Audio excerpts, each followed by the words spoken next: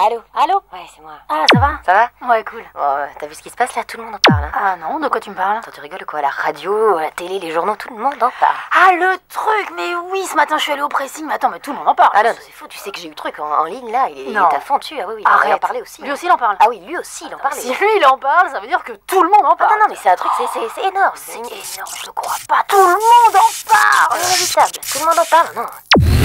Amis du samedi soir, bienvenue sur le plateau de Tout le monde en parle. Vous connaissez le principe, tout le monde en parle, alors tout le monde en parle. Vous connaissez Michel Leb, le voici.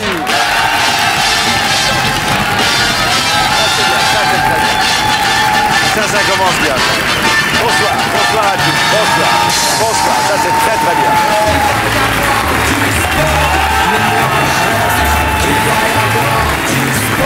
Allons-y. Je vous demande de vous arrêter. Ah bon? Bien, bonsoir. Bonsoir. Ça va? Très très bien. Donc Michel Leb, vous êtes sur scène du 10 octobre au 12 novembre au Casino de Paris, mise en scène d'Alain Sachs. Oui. Ensuite, à partir du 18 novembre jusqu'à fin avril 2001, en tournée. On va en parler. On va parler de vous, au-delà de votre caricature médiatique. On va essayer de savoir qui vous êtes vraiment. On y va.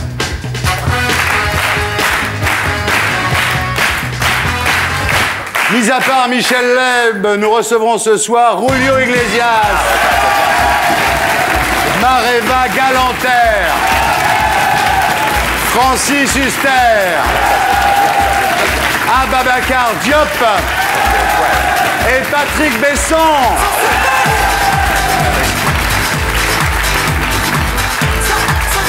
Ça c'est Paris. Voilà, donc vous connaissez bien. l'émission. Ah oui, il y a du monde là. Vous ne il va y m'avez pas avoir du confondu sport. avec Iglesias. Pardon? Vous ne m'avez pas confondu avec Faites-moi Iglesias. Iglesias pour voir si des fois il venait pas. Non, mais moi non plus, je n'ai pas changé. Toujours les mêmes sourires figés. Non, non, c'est bien. Bon, mais c'est bien, comme ça, s'il vient pas, vous êtes là. c'est Ok, déjà, j'assure hein. la mission, vous inquiétez On pas. est déjà, j'en ai deux pour le président. Alors, vous connaissez cette émission, Michel, c'est très simple. Chaque semaine, avant de commencer l'émission, on regarde le best-of de l'émission précédente. Ça s'appelle Tout le monde en a parlé, donc pour les gens qui ont raté, parce que ça arrive, les gens qui ont raté l'émission précédente. Magnéto, Serge. Vous avez arrêté de vous droguer, on peut le dire. Je crois que ça fait une semaine là maintenant que vous n'avez rien pris, non? 24 heures. C'est bien. Parce que j'ai un... Ah oui, vous avez un patch anti-héroïne. Voilà, Le exactement. nouveau patch, oui, d'accord, ouais. C'est bien. Héros ça. à gauche et coke à Et droite. la ouais. coke. Ouais, ouais. D'accord. Et le crack juste là derrière. Première tentative de suicide. Putain, alors ça, jamais je ferais ça. Pardon, Ah bon? je suis grossière, mais... Pourquoi? Bah, Vous n'avez jamais essayé de vous suicider, vous? ah non, jamais. C'est Tu marrant. sais que le Nutella, ça tue quand même.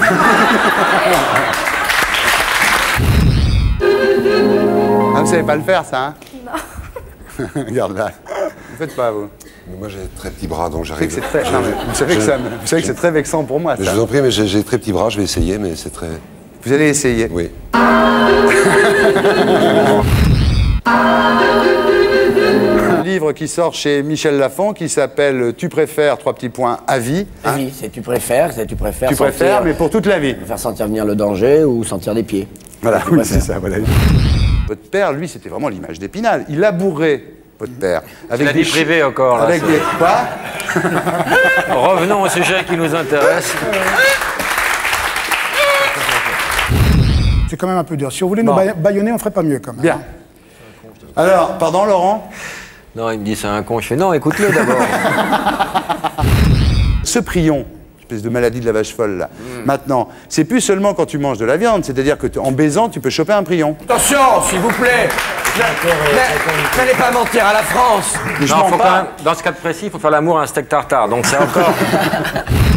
Le mot le plus con en amour, c'est merci, encore ou oui, oui. Ça dépend des jours, sans doute. Ah ouais. Bon.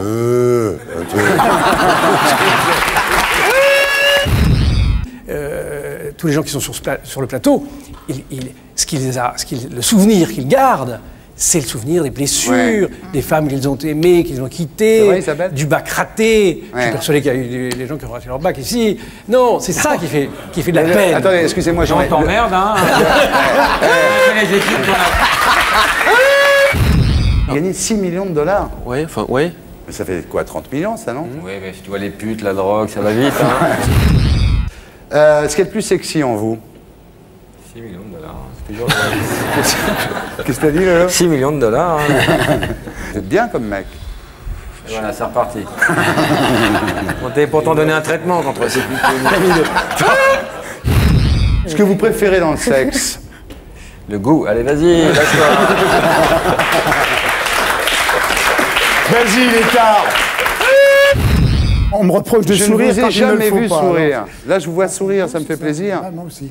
Ah ben c'est réglé, c'est tout ce que je voulais, moi, finalement. Allez, générique fin. Voilà, c'était Tout le monde en a parlé, le best-of de la semaine dernière. Bon, Michel Leb, alors vous êtes imitateur, chanteur, humoriste, bref, showman, plus producteur, animateur de télévision, plus directeur artistique du festival de jazz de Nice, bref, doué.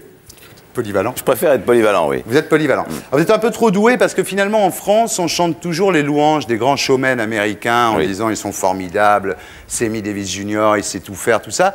Et en France, finalement, quand un mec sait tout faire, ça lui rapporte rien. Regardez Jean-Pierre Cassel, par exemple. C'est pas quelqu'un qui a fait une énorme carrière et pourtant il savait danser, il savait chanter, il savait jouer la comédie. Est-ce que c'est pas un handicap, ça, d'être trop doué, de savoir faire plein de choses? Au départ, c'était en tout cas, au début de ma carrière, c'était un handicap parce que les gens ne savaient pas très bien où me caser, c'est vrai. Ouais. Mais au fur et à mesure, moi, j'ai essayé d'en faire une arme, au contraire, Ouais. et essayer justement de m'exprimer à travers différents modes d'expression, que sont le chant, l'humour, le comique, la grimace, le sketch, l'imitation.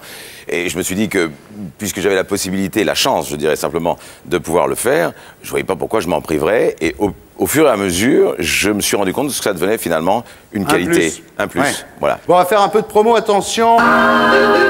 Leb. Vas-y. Posez votre verre. Attention, les petites mains. Ah oui. Eh oui, c'est terrible. Hein. Moi, je suis Il bon le fait joueur. bien, hein. Bien, alors d'abord, on va vendre la cassette du spectacle à l'Olympiade de la pas très fin. cher, hein. Elle est pas C'est très pas chère. cher du tout, en plus c'est drôle. Donc c'est le spectacle qui était à la fin de l'année 1999, début 2000. Hein. Oui. Il y a aussi un DVD pour les riches, ceux qui ont le DVD. Voilà. Et on va voir un petit peu ce qu'il y a dedans, puis après on parlera du nouveau spectacle qui va bientôt commencer. Magnéto, Serge. En Allemagne, un éternuement, c'est très différent. En Allemagne, les éternues font ça. Font Attention, et hop, un mur. Plaf. Les Chinois, c'est pas pareil. Ah, les Chinois, c'est très différent. Ah ben oui, le Chinois, lui, il est précis, discret, efficace. Il est maître de son art. Le Chinois, quand il éternue, il fait Chi et c'est tout. Le Japonais, c'est pas pareil. Le Japonais, il est derrière.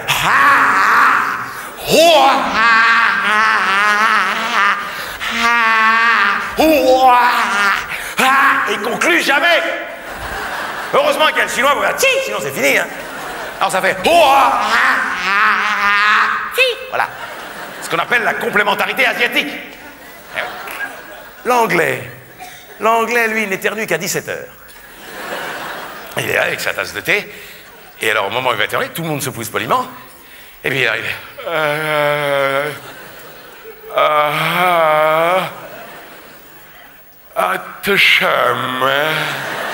Sorry. Ah, l'italien, c'est très différent. Ah, l'italien, lui, il est volubile, il est généreux, il est extraordinaire. L'italien, il fait ah, mais mi piacerebbe un po' di spaghetti. Accia! Ma io insomma che non me la faccio ancora. Accia! Un po' di policière, délicate. Accia! Il vous met une pizza qui vous décore pour l'année. Et l'espagnol? Ah, l'espagnol, il est magnifique. L'espagnol.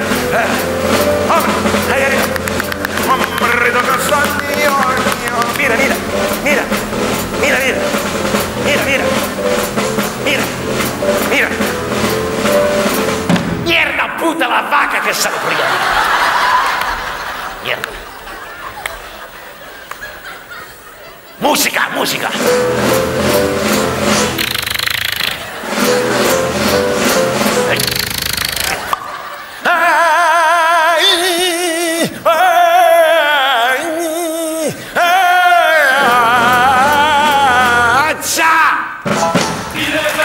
Michel Leb, la cassette de son spectacle à l'Olympia, donc voilà.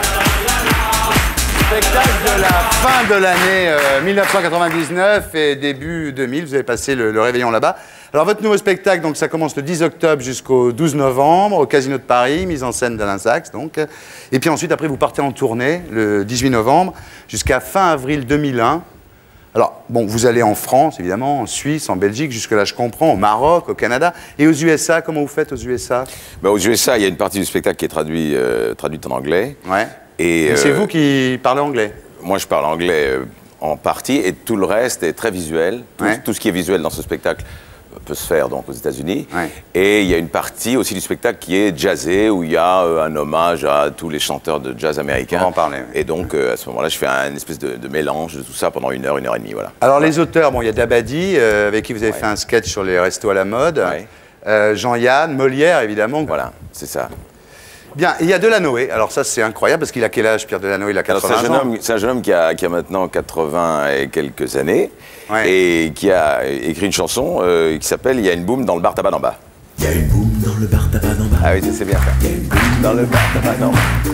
Il y a une boum, il y a une boum, il y a une boum dans le bar tabac d'en bas. Ça sonne bien. Hein. C'est très sympa, oui. C'est interactif avec le public, c'est-à-dire qu'au départ, tout le monde pense que ça va être très facile, et ça se complique évidemment parce qu'on rajoute un mot à chaque fois, et ça, c'est l'intérêt de la chose. Alors, il y a 2 sketchs en référence à la blague, hein, qui est l'essence même de ce métier. Vous savez que nous, ici, on fait le championnat de France de blagues. C'est-à-dire que les gens nous envoient des cassettes, on a commencé à en recevoir, ils se filment, enfin, ils se font filmer par leur femme avec leur caméscope ou leur voisin avec son DVD. Ils nous envoient vous nous envoyez les cassettes à l'adresse qui est indiquée en bas de l'écran pendant que je parle. Et les meilleurs sont diffusés et les meilleurs des meilleurs viendront les raconter en plateau. Alors, votre femme dit que vous êtes anxieux et que 48 heures avant une première, vous ne dormez pas. Vous êtes touché par les critiques Bah oui, évidemment. Parce que quand elles sont mauvaises, elles nous font mal. Quand elles sont bonnes, elles nous font du bien. C'est tellement élémentaire. On peut aussi penser que les critiques vous aident à progresser, etc., non? Non, en général, une critique, c'est extrêmement... c'est physique comme réaction. Devant une critique, où on saute de joie, où on est effondré. Moi, Et sachant pertinemment que, d'une manière générale, les critiques n'ont pratiquement aucune influence sur le succès d'un spectacle ou l'échec d'un spectacle. Mais vous, ça vous touche quand même? Moi, ça me touche. D'ailleurs, ça leur fait vachement plaisir si je dis que ça me touche. Alors, vous avez été très critiqué, d'une façon générale, au-delà des critiques qu'on lira le lendemain du Casino de Paris. En fait, vous avez été catalogué à vos débuts comme un comique grimacier, et ça vient sans doute de votre célèbre imitation de Jerry Lewis, le fameux sketch de la machine à écrire. Puis aussi, vous faisiez les Noirs, les Chinois, donc il y a plein de belles âmes qui vous l'ont reproché en vous traitant de raciste. Moi, je trouve que maintenant, le débat est complètement dépassé. Probablement que ça a été pris au premier degré par la critique au départ. C'était regrettable parce qu'il était évident qu'il n'y avait pas l'ombre d'une forme de racisme dans aucun de mes propos. Et j'en veux pour preuve très souvent l'intervention d'amis africains ou de noirs avec lesquels j'ai pu travailler, ou même des spectacles que j'ai pu donner en Afrique, où les Africains eux-mêmes venaient me trouver pour me donner des répliques exactes et des gags qu'il fallait dire et les mots précis qu'il fallait utiliser dans les sketchs. Sinon, ce n'était pas bonne imitation. Bon, donc, je veux dire, par là, franchement, si vraiment il y avait eu un problème, je pense que je l'aurais senti de la part des intéressés. Et je crois qu'en général, les gens qui voient une forme de racisme quelconque dans ce que j'aurais pu faire à une époque, c'est que eux-mêmes avaient sûrement un problème à régler. Alors en 95, vous avez fait un spectacle pour les 50 ans de l'ONU. Alors là, justement, il y avait des noirs, des jaunes, des blancs, des rouges. Il y avait 147 dignitaires de 147 pays. C'était à l'ONU, d'ailleurs, à New York. Et vous avez imité des noirs dans ce spectacle, non? Oui, à la demande des noirs, d'ailleurs. Donc, donc il n'y a pas de problème. Non. Vous avez dit, j'aimerais bien être noir, mais d'une façon générale, comme ça, on dit, moi j'aime bien les noirs parce qu'ils ont le sens du rythme, ou c'est plus profond que ça? Non, c'est parce que, en fait, je trouve que les Noirs, enfin ceux que je connais en Afrique quand on y va, il y a cette sorte de naïveté, de gentillesse tout à fait naturelle chez eux. Je leur reproche une chose, c'est de parler exactement comme moi, donc de piquer tous mes plans. Mais sinon, d'une manière générale, ils sont formidablement gentils et agréables. Bon, et en dehors de ça, en dehors, comme vous le dites, le sens du rythme, la pulsation, le goût du jazz, etc., ça c'est vrai que les Noirs sont absolument imbattables. Alors, vous avez été influencé par Jerry Lewis, on l'a dit, et puis vous êtes allé le voir. Alors vous, c'est incroyable parce que c'est le 23 avril 72, donc c'est le jour de votre anniversaire en plus. Vous débrouillez, vous allez voir le show de Jerry Lewis tous les soirs. Je me fais passer pour un journaliste belge d'abord. Ouais, et vous avez fait l'accent belge alors? Naturellement, hein, j'étais salé, je m'appelle Gérard Poirot, hein, je viens ici pour un interview. Génial. Et le mec m'a dit rentrez. Il m'a même pas demandé mes papiers, rien, c'était super. Et donc un soir, vous arrivez à vous infiltrer dans sa loge et vous le suppliez de venir voir un court-métrage qui s'appelait À tout hasard, que vous aviez tourné. Et il est venu le voir. Il est venu le voir, oui, effectivement. Vous avez trouvé ça bien? Et il a trouvé ça pas mal, c'était difficile. Bon, il était très bien élevé, hein, très bien élevé, Jerry Lewis. Très gentil, il m'a donné 2-3 conseils techniques. Et grâce à ça, j'ai continué à tourner quelques courts-métrages par la suite, pour le plaisir, et puis voilà. Et après, il est venu me voir dans une boîte où je passais à Paris. Et alors, ça c'était le 23 avril 72, et le 23 avril, toujours votre anniversaire, le 23 avril 89, vous rencontrez Sinatra, ce qui est quand même pour vous, effectivement, l'idole absolue. Ah oui, formidable. Oui. Et là, on découvre un petit peu, au-delà du comique, au-delà, on découvre l'autre Michel Leb, c'est-à-dire le jazzman. Magnéto, Serge. She gets too hungry for dinner at 8. She loves the theater, never comes late. She never bothers with someone she hates. That's why the lady is a tramp. Doesn't like nice games with barons and earls. One go to Harlem in eminent pearls. One dish to dirt with the rest of those girls. That's why the lady is a champ. She loves that sweet, cool wind in her hair. Life without care. She's broke, but it's old. It's California. It's cold and it's damp. That's why the lady, he's a tramp. Come on! Ouais, bravo! Alors ça, j'adore. Hein. Alors voilà, ça c'est un autre Michel Leb, qui est peut-être un peu moins connu, quoique. Et alors, est-ce que vous êtes un vrai chanteur à la Sinatra, ce qu'on vient de voir là, ou est-ce que vous imitez un vrai chanteur? C'est ça qu'on ne sait pas. Oui, j'essaye d'imiter un bon chanteur. Parce que là, effectivement, Sinatra, c'est pas exactement ça. Ouais. Et, mais en réalité, j'aime tellement ça. Je vous assure, le fait de chanter avec un big band, ça c'est le Count Basie Orchestra. C'est génial. Quand une Count Basie, c'était bien. Sûr. Eh bien, c'est un sentiment extraordinaire parce qu'on est porté comme dans un 747 à, je sais pas, 10 000 pieds. Ça doit être très jouissif. Et c'est très, très jouissif. C'est un grand bonheur. Mais c'est vraiment, il faut bien se dire une chose, c'est que tout ce que je fais là, c'est vraiment uniquement pour le pied. Ce qu'on appelle le pied, c'est-à-dire, j'en fais pas une carrière. C'est en général ce qu'on fait pour le pied. Alors ça, c'était un autre Michel Leb, il y en a encore un, c'est le comédien qui a joué 12 hommes en colère à Marigny avec un certain succès. Pendant combien de temps ça a marché? Vous étiez en tournée avec et tout ça? 2 ans et demi, oui. 2 ans et demi, c'est énorme.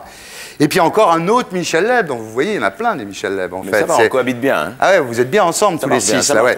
C'est le prof de philo, c'est-à-dire que vous avez été prof de philo, vous avez une maîtrise de philo, vous étiez prof de philo. Ça fait un moment. Et ouais, et vous êtes fait virer parce que vous imitiez, quand vous faisiez des cours, ça devait être génial d'ailleurs, vous imitiez les philosophes allemands, ou vous faisiez comment, par exemple, Heidegger? Heidegger?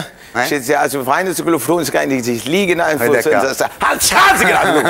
là, il se passait quelque chose d'assez tendre. Alors, vous avez été viré, il faut le dire quand même. Hein. Bah forcément, on ne peut pas continuer comme ça indéfiniment. Il n'y avait pas que ça, vous alliez souvent boire des coups au bistrot avec les étudiantes. C'est-à-dire que je donnais des cours particuliers. Voilà, d'accord, on a compris. Et évidemment, à un moment donné, ça... Mais en tous les cas, cette expérience de professorat a réveillé chez vous le comédien, parce que vous avez commencé très tôt, en fait, à 4 ans, vous imitiez Mussolini, parce qu'il faut dire votre mère était italienne, donc à 4 ans vous imitiez Mussolini avec le menton comme ça là. J'ai complètement oublié ça. Et à 10 ans vous alliez voir Molière à la Comédie Française, enfin, vous avez été baigné là-dedans dès votre plus jeune âge, et quand vous avez été prof, vous étiez sur une estrade, peut-être pas une scène, mais ça vous a donné envie d'être comédien. C'est une manière de jouer la comédie, d'enseigner. Bien sûr. Si. Chez les Jésuites, premier prix de récitation, donc voilà, donc c'est vrai que vous aviez quand même il y avait comment on dit, un terrain favorable. Et vous avez eu un choc quand vous étiez petit, c'est que votre père est parti quand vous aviez une dizaine d'années, il est parti en Amérique, vous l'avez revu bien plus tard. Et ça a développé chez vous une sensualité très, très particulière, une sensualité hors du commun. Qu'est-ce qui va me sortir? Non mais c'est vrai, au plan morphologique. Non mais je sais.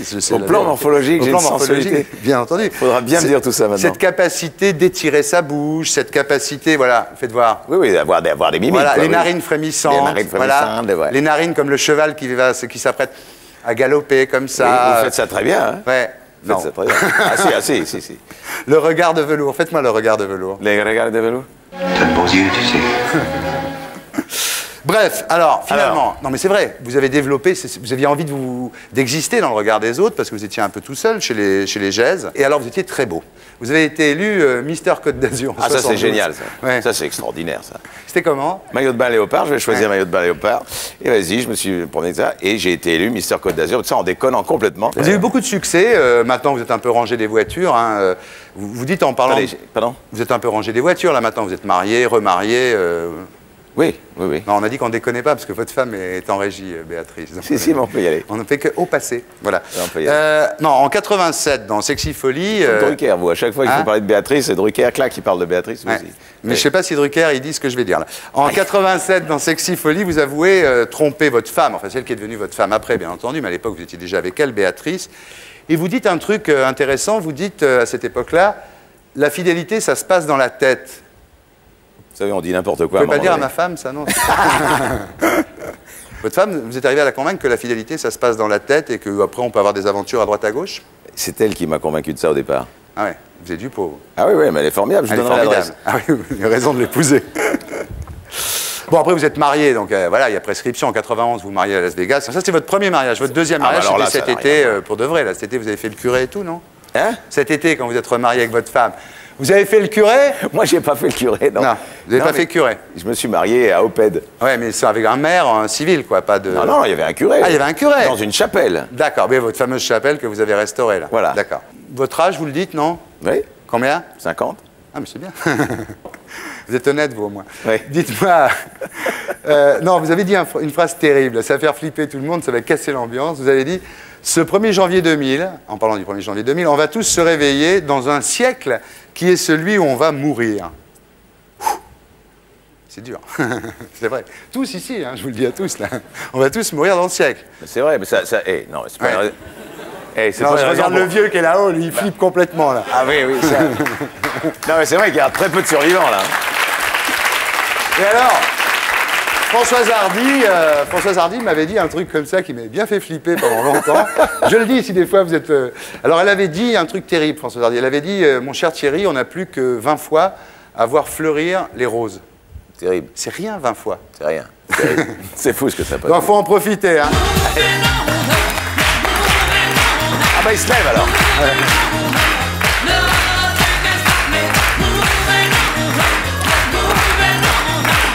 Je vous demande de vous arrêter. Je vous demande de vous arrêter. Pardon. Je vous demande de vous arrêter. Oui, ça va. Balladur, t'es gentil, il y a Catherine qui me parle. Oui, Catherine. Je vous le dis, si, au contraire, Julio Iglesias est dans sa loge, il est Julio. Julio. Il est de très bonne humeur. C'est mon et ami. tout ça. On est très très content, on vous attend impatiemment, Si, Julio. Voilà. Ah tiens, j'ai un petit email là, un type, alors voilà, il y a encore une histoire terrible, c'est un type qui signe 45 degrés ouest. Alors il dit, voilà, votre émission est trop tard, mon cher Thierry Ardisson. Une fois que l'émission est finie, ma femme veut plus baiser. Oh. Ma femme veut plus baiser. Alors l'an dernier, comme votre émission était 3 fois par mois, ça me laissait une semaine. Mais cette année, non, mais c'est terrible. Et cette année, il dit, bah voilà, comment je fais moi? Parce que, voilà, donc je sais pas, fais le pendant. Alors Serge, on va baisser un petit peu. Vas-y, Voilà. 45 Moi, je degrés. peux faire les bruitages, si on vous baisse voulez. un petit peu, voilà. On baisse un peu la lumière, s'il vous plaît. Voilà, vas-y, 45 degrés ouest, voilà. On fait rien, tu te jettes sur elle, voilà. On regarde pas, vous mettez à l'aise, voilà. Très bien, voilà. Ça marche. Vas-y, vas-y, doucement, mollo, là. Oh, voilà, tranquille. Détends-toi, mon vieux, c'est bon. Terminé. Voilà. Ouais, nous, on est quand même vachement sympa parce que c'est la seule émission où on fait des petits breaks comme ça oui. pour qu'on puisse baiser. Alors, il y a un autre email qui est très rigolo. C'est un email de Sophie qui me dit tout simplement, c'est un email très court, elle me dit « Je suis la page 280 du livre de PPDA ». Voilà, comprenne qui voudra. Bien, alors, l'ambiance n'est pas chaude que chez monsieur 45 degrés ouest, ici aussi, puisque j'accueille Mareva Galanter.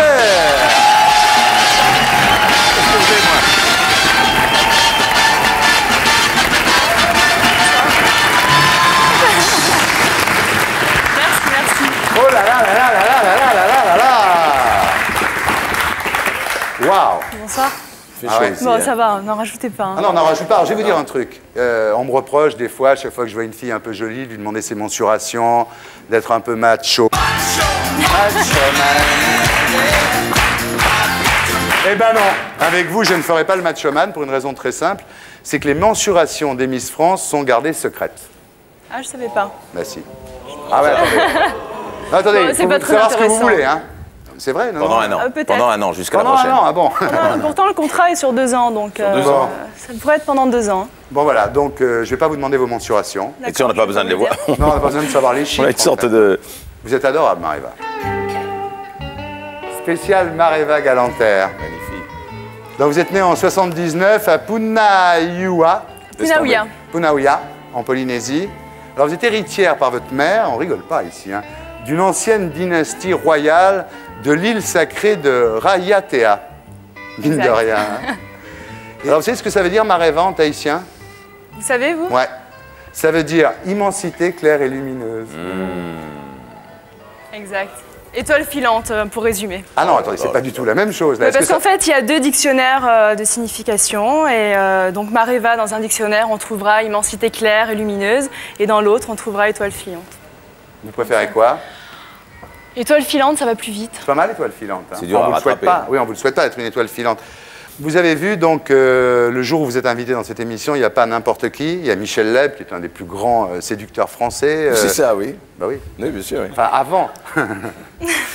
Et avant de votre mariage. Avant mon mariage, oui. Et Julio Iglesias, qui n'est pas moins séducteur que Michel Leb. Donc, vous êtes contente, ça va? Ça vous ira? Pour l'instant, oui, je suis heureuse. Pour l'instant, ça vous va. Bien. Magnéto, Serge. Miss France, 1999 et Miss Tahiti.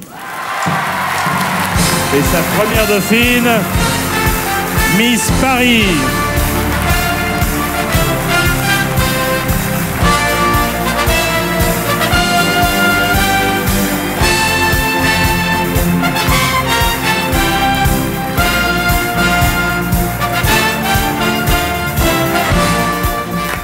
Voilà. Ah ouais. Il n'y a que des Miss France, mais on tape que dans la Miss France. Dites-moi, Madame de Fontenay, alors, vous la revoyez toujours? Ça fait longtemps que je ne l'ai pas vue, mais je reçois toujours des fax, j'ai des messages. Ah, ici, oui, on l'adore. Vous savez que c'est une amie, Laurent Baffy. Laurent Baffy est un ami de Madame de Fontenay. C'est que ça, c'est la famille, ça, Madame de Fontenay. Pareil, ouais. Avec Xavier de Fontenay, tout ça, c'est des vrais amis. Alors, dites-moi, vous avez été la 3e tahitienne couronnée, en fait, Miss France, hein. Oui. Et en mai 99, le comité polynésien, lui, il envoie directement Miss Tahiti, donc pas Miss France, pas vous, Miss Tahiti directement à Miss Monde, sans passer par la case Miss France, évidemment, parce que et le comité Miss Monde a dit, de toute façon, Tahiti n'est pas français, n'est pas une île française, donc nous, on veut la Miss Tahiti, on ne veut pas la Miss France, même si elle est tahitienne. Est-ce que Tahiti a une vraie volonté de la part des habitants de Polynésie et de Tahiti d'être indépendant, de quitter la France? Alors, si on sort des élections de Nice, oui. C'est vrai qu'il y a un certain parti politique qui prend d'ailleurs de plus en plus d'ampleur en ce moment, qui souhaite la dépendance. Et bon, moi, personnellement, j'espère que ça arrivera pas vite. Mais ils ne sont pas encore. C'est une vraie française, Mareva, tu vois. Non, mais ça représente combien en pourcentage? Combien de gens là-bas veulent que. Maintenant, ça fait. Je pense que ça représente. Les indépendantistes doivent représenter à peu près un tiers de la population. Ah oui, quand même. Donc, c'est oui, déjà pas mal. Oui. Ça commence à être sérieux. Hein. C'est déjà pas mal. Ils ont fait plein de manifestations ces derniers temps, plein de cases, de trucs comme ça, et c'est pas très joli à voir. Pas très joli à voir. Mais en même temps, c'est un peu normal qu'ils soient indépendants. Non, oui, c'est normal, tout le monde non, mais bon, à partir du moment où on a donné l'indépendance à tous les pays africains, à tous les pays du Maghreb, je vois pas pourquoi la Corse, Tahiti... bientôt la Corse, bientôt la Bretagne. Je vois pas pourquoi Tahiti serait pas indépendant, non?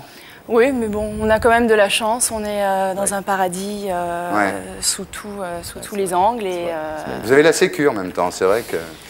Dites-moi, une forme de sécu. Ouais, vous êtes mannequin depuis l'âge de 14 ans et vous n'osiez pas en fait vous présenter à Miss France parce que vous croyiez que le fait d'avoir un fiancé était disqualifiant. Vous aviez un fiancé depuis 2 ans et vous pensiez que le fait d'avoir un fiancé vous interdisait de... Pourquoi vous marrez? Non, pas du tout, non, parce que c'est pas vraiment ça. Donc, dites-moi alors. Donc, oui, j'ai commencé à être mannequin à 14 ans et je voulais pas me présenter à une élection tout simplement parce que je trouvais que ça faisait prétentieux. Ça fait genre, je me crois belle, je me présente. Donc, moi, je me suis bien présenté à Cannes. Il y a pas lui s'est présenté à Mister Côte d'Azur. Mais on se ressemble peut-être pas trop. Et en fait, c'est vrai que c'est arrivé un peu comme ça. Et puis, il faut le vivre pour voir que bon, c'est pas forcément un acte de prétention. Vous êtes présenté pour Miss Tahiti. Oui. Et alors là, vous êtes dur hein, quand même, parce que au moment où Mareva, je préfère te prévenir tout de suite à qui tu as affaire, au moment où Mareva a été élue Miss Tahiti, vous avez tout quitté. La famille, les amis, la fac, le Jules, et vous êtes venu à Paris. Kidnappée. Tout quitté du jour au lendemain. Et ben du jour au lendemain, oui, en fait, je suis partie avec des valises pour venir à l'élection de Miss France sans penser que j'allais habiter à Paris. Et ben voilà, on est Miss France, et ben le lendemain, il y a 10 millions de choses à faire, à courir dans tous les sens. On y arrive justement, voilà, Michel Leb. C'est ce qui vous intéresse, hein, c'est tout. Bah non, ce qui moi je suis marié, attendez, lui moi, aussi. Non, mais ça n'a rien à voir. Moi, je me mets à la place de Pascal. Pascal, Oui. il est là-bas, il est fiancé avec vous, vous imaginez quand même. Oui. En plus, c'est Tahiti. Bon, Salut. Les colliers et tout. Vous le quittez. Alors, évidemment, au début, quand vous arrivez ici, vous dites, d'ailleurs, vous étiez la première Miss à le dire, vous dites, vous le cachez pas à votre petit ami. Vous êtes la première à dire, oui, j'ai un petit ami, il s'appelle Pascal, etc. Donc, bon, tout va bien. Oui, parce qu'en fait, les gens croient que Miss France est vierge. Ben moi, je pensais ça. Ouais.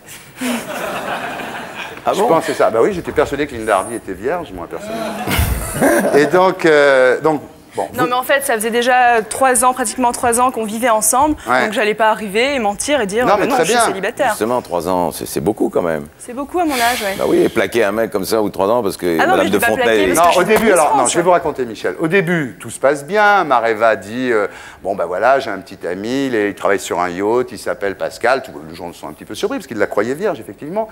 Et puis... Il était mousse? Ils l'ont pas cru longtemps. Non, non, il est capitaine, hein. Il n'est pas mousse, oui. Ah, il n'est pas mouche, il est capitaine. Hein. Et alors, il y a eu le fameux, il faut le dire, le fameux syndrome des 18 000 kilomètres, dont avait déjà souffert Véronica Loubry avec son fiancé. Vous savez, je vais vous dire, le syndrome des 18 000 kilomètres c'est un petit peu loin des yeux, loin du cœur, ce fameux syndrome, mais maintenant ça s'appelle le syndrome des 18 000 kilomètres depuis Véronica Loubry. Et donc votre couple avec Pascal a été un petit peu victime de ça. Un peu. Un peu beaucoup. Un peu beaucoup, oui. C'est vrai qu'à la longue, maintenant j'ai décidé d'habiter à Paris et voilà, je rentre à Tahiti très souvent en vacances. Mais Il peut pas faire un petit tour dans la rade de Brest, votre mec? mais il aime son travail, il ne le quittera pas Il peut pour faire moi. son bateau? Et oui, exactement. Et moi, j'estime que j'ai énormément de choses à faire, que je suis toute jeune, j'ai à peine 21 ans, que j'ai plein de choses à découvrir. Bien donc, sûr, bien sûr. Donc voilà. Tout à fait normal, ça. Tout à fait. Jusque-là, c'est bien. Bien, en tous les cas, vous l'avez planté net, le mec. C'est un peu comme Adriana Carambeu avec son... Ah non, pas du tout. son Ah non, slovaque, je veux pas là, hein. qu'on me compare Ah, les filles. avec Adriana On Carambeu. dit toujours que c'est les ou mecs qui n'ont pas de Véronica cœur. Loubry. Non, mais ça n'a rien à voir, pas du tout. Lui aussi, il en avait un peu marre que je sois à Perpète et tout seul à Tahiti, il s'emmerdait un peu, quoi. Donc évidemment, d'un commun accord, on a décidé de vivre l'un sans l'autre. Et donc maintenant, vous êtes toute seule. Ça vous fait rire? Non, ça me fait pas rire du tout. Ouais, mais je trouve ça désolant pour le Je pauvre réfléchis, Pascal. je me dis... Je pense à Pascal. Je pense à Pascal d'abord, qui est tout seul sur son bateau, et puis je pense à vous qui êtes à Paris toute seule, d'une certaine façon. Ça m'inquiète un petit peu, hein, mais bon. Alors, mais vous êtes assez dur quand même comme fille, hein, Mareva, non, sérieux. Par exemple, quand vous avez été élue Miss France, elles pleurent toutes les filles. Pas vous? Oui, bah oui. On me l'a reproché. Mais vous on avez m'a quoi à dit la que place c'était du cœur? truqué. Une pierre? Bah je me demande. Hein. Mais pourquoi vous n'avez pas pleuré? J'ai pas pleuré Même parce Linda a que... pleuré. Ouais, Non, non, mais sérieux. Pourquoi mais vous les avez Miss France ne se ressemblent pas du tout. Ah On bah, est pas toutes du tout. complètement différentes, donc chacune son caractère et tout. Et j'ai pas pleuré parce que j'avais pas envie de pleurer. pas... Ouais. Et donc on me l'a reproché, on dit ouais, c'est truqué, on savait qu'elle allait gagner, elle a pas pleuré, donc c'était Pas sûr. du tout, c'est que vous êtes une fille qui savait, vous savez vous contrôler, vous êtes très... Et d'ailleurs, Madame de Fontenay, qui s'y connaît, vous a surnommé... Non, mais c'est vrai, elle s'y connaît en fille, Madame de Fontenay. Elle, vous a... elle fait ça toute la journée. Elle vous a surnommé la rebelle. Oui, la rebelle, parce Mais que... pourquoi ça? Parce que plusieurs fois, on n'était pas d'accord sur certains points, des choses des fois totalement futiles, du fait que je ne veuille pas mettre Vous une ne robe. pas mettre de chapeau, par exemple. Par exemple, oui, les chapeaux, ça me gratte un peu. Donc, Ouais. non, mais le fait de... de... Non, moi, ça me dérange pas. Non, mais je veux dire des grosses robes avec plein de paillettes et des plumes et tout pour aller dans une petite soirée. Bon, des fois, c'était un peu... Mais des choses toutes bêtes comme ça et des choses un peu moins bêtes, des histoires... On va pas rentrer dans les détails. Non, non, non, on va pas rentrer dans les détails, mais donc, comme c'est vrai que je lui ai souvent dit non pour certaines choses, on s'est des fois fâché, elle a des fois pleuré. Oui, elle me l'a dit. Pardon, Geneviève. Non, mais elle me l'a dit. Elle m'a dit Linda est très, très disciplinée et Mareva un peu moins. Et d'ailleurs, on a une bande de l'époque où vous étiez avec Madame de Fontenay. Vous avez l'air de bien belle humeur ce matin, Mme Scarlett. Dites-moi, vous vouliez être astronaute quand vous étiez petite, non? Oui. Oh, ça a pas l'air de Les vous. grimaces, vous êtes vachement bonne en Elle est grimaces, marrante, vous. t'as vu, elle fait des grimaces. Elle est bien. Ils se sont dit, ouais, elles sont trouve ça belles, elles sympa. font pas de grimaces. Non. Non, c'est très bien les Je fais des grimaces. grimaces. Parfaite. J'adore ça. Les enfants adorent les grimaces. C'est vrai? Non, c'est vrai. T'as de beaux yeux, tu sais. T'as de beaux yeux, tu sais. T'as de beaux yeux, tu sais. Bien, alors, vous croyez aux martiens? C'est vrai en plus. Je crois aux martiens. J'ai joué avec des martiens quand j'étais petite. Bon. Donc, comme ils m'ont révélé certaines choses, ils m'ont raconté beaucoup de choses. J'ai des secrets de martiens. C'est quoi? C'est l'herbe de Tahiti, ça? Donc, Bien, eh bien on va voir en quoi vous croyez. On va faire une interview croyance. On ne bouge pas pendant le jingle. Très sérieux cette émission. Ah, on bouge pas pendant les jingles. Hein, ouais. D'accord. Et donc, est-ce que vous croyez aux anges? Oui. Vous croyez qu'il y a un petit ange au-dessus de vous, là, ici, là? Bah là, peut-être pas ici, parce qu'il s'est dit Maréva va chez Ardisson et tout. Et au diable, au petit diable, non? Petit diable, je préfère pas. Les fantômes, vous y croyez? J'y ai cru. J'ai eu peur. Quand vous dormez toute seule chez vous le soir, vous n'avez pas peur? Je m'enferme. Ah, c'est chiant. C'est pas pratique pour nous. Est-ce que vous croyez que vous avez un destin? Oui. Vous croyez en Dieu? Mon Dieu. Votre Dieu à vous? Il est comment? Il a une fleur dans les cheveux? Un peu, oui. Vous croyez en vous? Je veux croire en moi. Est-ce que vous croyez à la fidélité? Bien sûr. Non, parce que Michel, voilà, Michel, il a un truc, c'est que la fidélité, c'est dans la tête. C'est vachement bien comme truc. Vous croyez à l'amour toujours? Non. Si, parce que c'est pas parce qu'on quitte quelqu'un qu'on ne l'aime plus ou qu'on l'oublie tout de suite. Avec Pascal, vous téléphonez, vous écrivez? Oui, je l'ai eu au téléphone, bien sûr. Là, je viens de rentrer de Tahiti, j'ai été la semaine dernière. Et oui, je l'ai vu et tout va bien. Comment il va? Eh bien, écoutez, il va bien. Pas de regret? Non. Un peu des fois, quand même. Ah, c'est terrible, c'est cette espèce d'ombre de Pascal qui plane comme ça. Attention, ça peut durer toute la vie, ce regret comme ça. Là, il y a un vrai problème. Non, c'est bon, c'est clair, net, ça y est. C'est fini. C'est fini, oui. Ah. Bien, alors, vous croyez à la télépathie?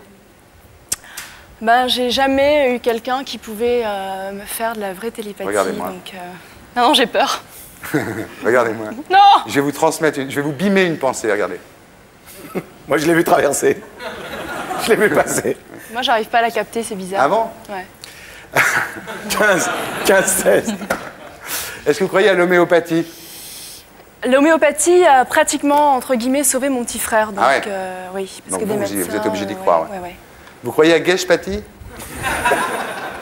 Qu'est-ce qu'il dit? Vous croyez à l'homéopathie, vous croyez à Geshpati, non? Bien sûr. Bon, d'accord. Maréva Galanter, bravo.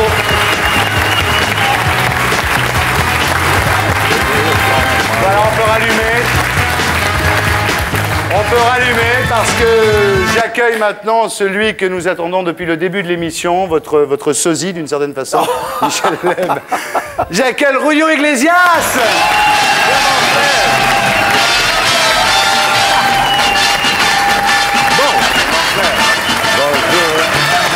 Bonjour. Alors, tout de suite, un triomphe.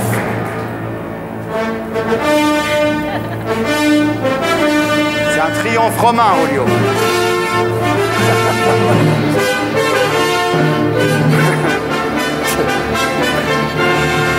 Voilà, c'est la plus grosse récompense qu'on puisse faire à quelqu'un, c'est le triomphe romain. Et d'ailleurs, en parlant de ça, j'ai un email de Jonathan Elkoubi qui habite en Israël, qui nous regarde en Israël, qui me dit Thierry, tu dis toujours que c'est Ben-Hur. C'est pas Ben-Hur, c'est les 10 commandements. Tu as raison, Jonathan, ce sont les 10 commandements. Voilà. Alors, donc à côté de vous, Julio, une princesse tahitienne, une vraie princesse tahitienne. Quelle chance! C'est fait exprès, ça?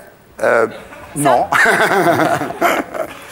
Michel Leb, qui a fait la première partie de votre spectacle à l'Olympia, et d'ailleurs, Julio, vous avez proposé... Que j'adore, c'est un très beau souvenir. Ouais.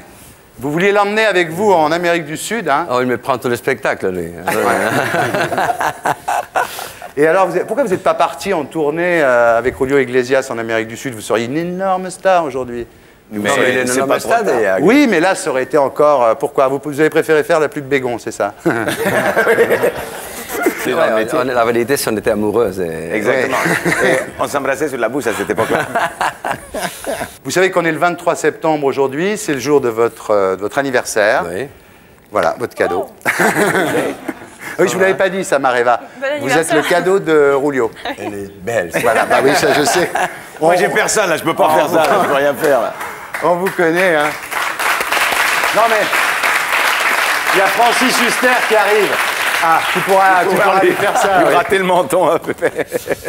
Alors, vous avez une vie absolument insensée. Cet été, au mois d'août, vous étiez à Las Vegas, au César Palace, c'est ça? Là, vous êtes à Paris de passage. Vous partez en octobre en tournée aux USA, en Australie.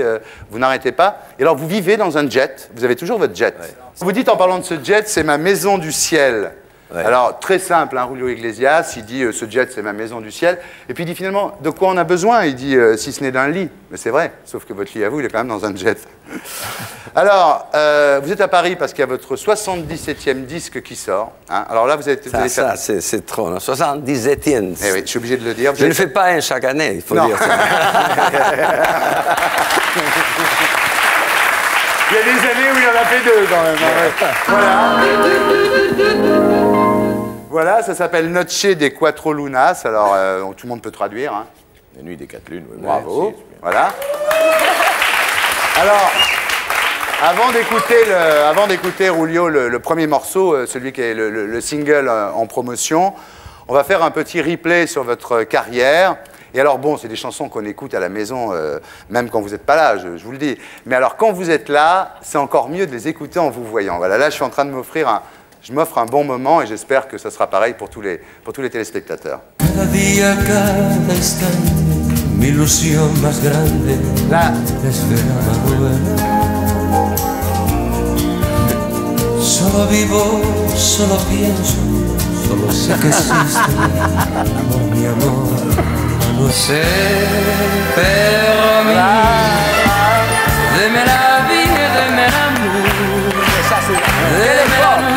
deme les jours, et de penser que c'est beaucoup, où les femmes, où le charme, au sourire nous attire, nous désarme.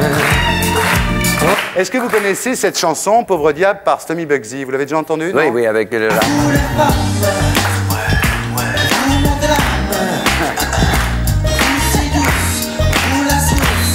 C'est bien, hein? Formidable. Bon, on continue, il y en a plein, là, j'en ai sélectionné quelques-unes, mais bon... Enfin... Je n'ai pas changé, je suis toujours ce jeune homme étranger qui te chantait des romances, qui te vantait des dimanches. J'étais très jeune, là. Vous savez, Mareva, qu'en amour, il y a toujours un perdant, mais Julio, il a eu la chance de gagner souvent. Je sais, en amour, il faut toujours un perdant. J'ai eu la chance de gagner souvent. Et j'ignorais que l'on pouvait souffrir. Julio Iglesias, bravo! Bravo, Julio! Bon, vous êtes une star, hein? Vous êtes une star. Je me demande si c'est pas lui qui vend le plus de disques au monde. Ah ouais, ouais. Combien vous avez vendu de disques jusqu'à maintenant? Oh non, non, non, on ne va pas parler de ça. C'est mon père qui...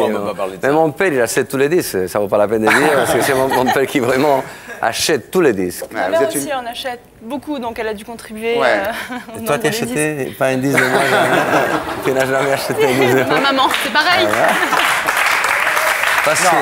Parce que, tu sais, parce que maintenant, l'âge, ça n'existe plus. Tu sais que moi, par exemple, toi, on ferait un très grand couple. Ouais. Ah ouais. Parce que j'adore Tahiti. Ouais. Je connais très bien Tahiti. C'est pas pour moi, c'est pour Tahiti. Donc...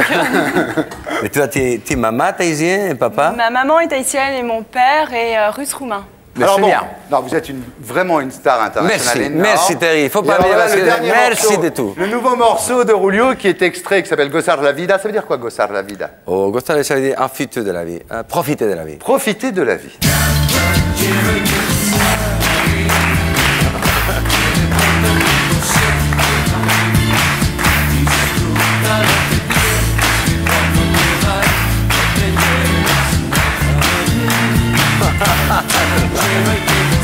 Voilà, ça c'est le premier single de Noche des Cuatro Lunas, donc il est le 77e disque de Julio Iglesias. Il y avait longtemps que vous n'aviez pas écrit de chanson, non? Ça fait 16 ans? Ça fait, oui, 16 ans, 17 ans. Le compositeur de Ricky Martin, qu'on travaille avec vous, donc c'est un disque qui est très d'aujourd'hui, quoi. C'est pas du tout... c'est pas nostalgique, quoi. C'est pas...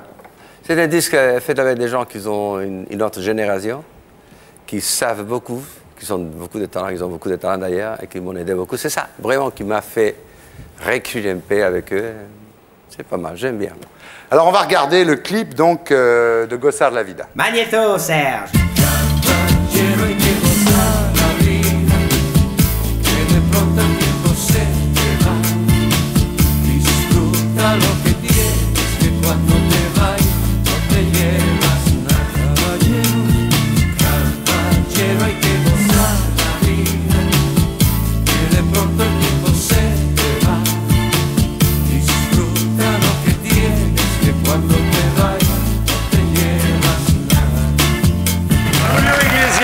Gozar la Vida. C'est chaud, hein? C'est toi qui as choisi les filles. Tu sais, ce que c'est drôle, c'est qu'on pense que je connais les téléphones de toutes. Alors, Julio, on va parler un petit peu de votre légende, de votre vie. On va en profiter. La légende de Julio Iglesias.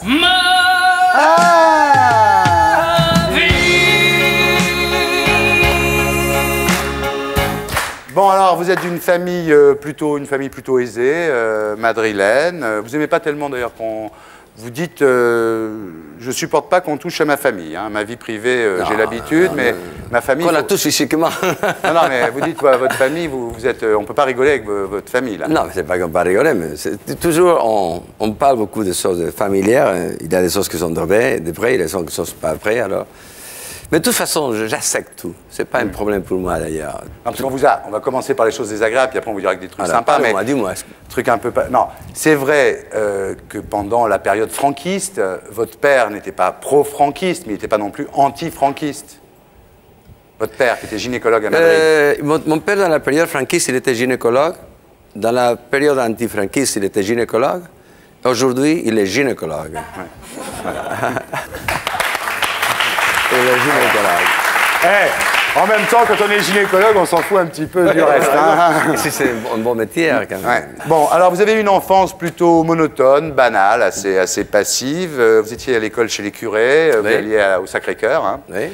Vous alliez à la messe tous les jours. Moi, j'ai connu ça aussi. C'est vrai que c'est un peu difficile. Mais vous dites une chose, qui est très juste, parce que j'en suis le témoin. Vous dites, cette éducation m'a laissé un sentiment de culpabilité par rapport aux femmes et au sexe. Et c'est vrai que les gens qui ont eu la chance, comme vous, chez les jésuites, d'être élevés par des curés, pour nous, les femmes, ça garde un goût de fruits défendus. Et c'est assez agréable, non? Mais moi, je me suis senti toujours ça. Ouais. J'ai eu le sentiment de culpabilité à cause de mon latinisme, de mes raisins, mais pas dans le sens de l'amour, jamais. Ouais. Jamais, ça. Je n'ai pas écouté cette histoire-là. Ouais.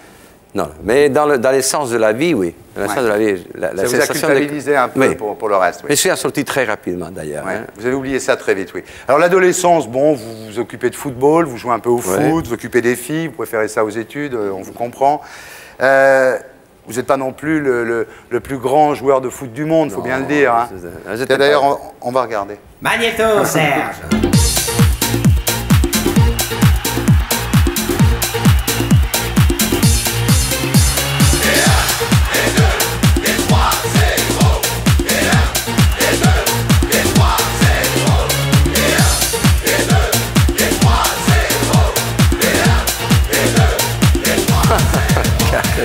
Julio Iglesias, donc à l'époque, vous essayez d'être joueur de foot. Parce que tu as sorti ça. D'où vient ça? Ah ben ça, vous savez, on se donne du mal. Hein. C'est pas en vente libre, ça, en ce moment. Hein. C'est dur à trouver.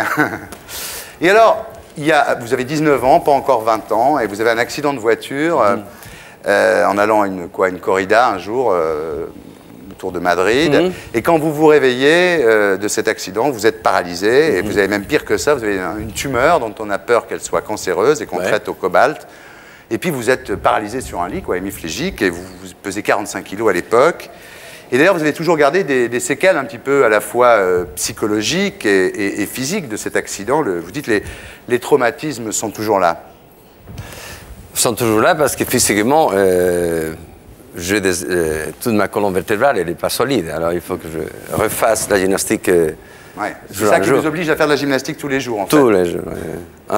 C'est pas gentil, ça. Hein. Non, ça vous fait pas marrer du tout, ça. Hein. En plus, la prof de gym de Julio, c'est Miranda, donc son épouse, donc il peut pas y échapper, quoi.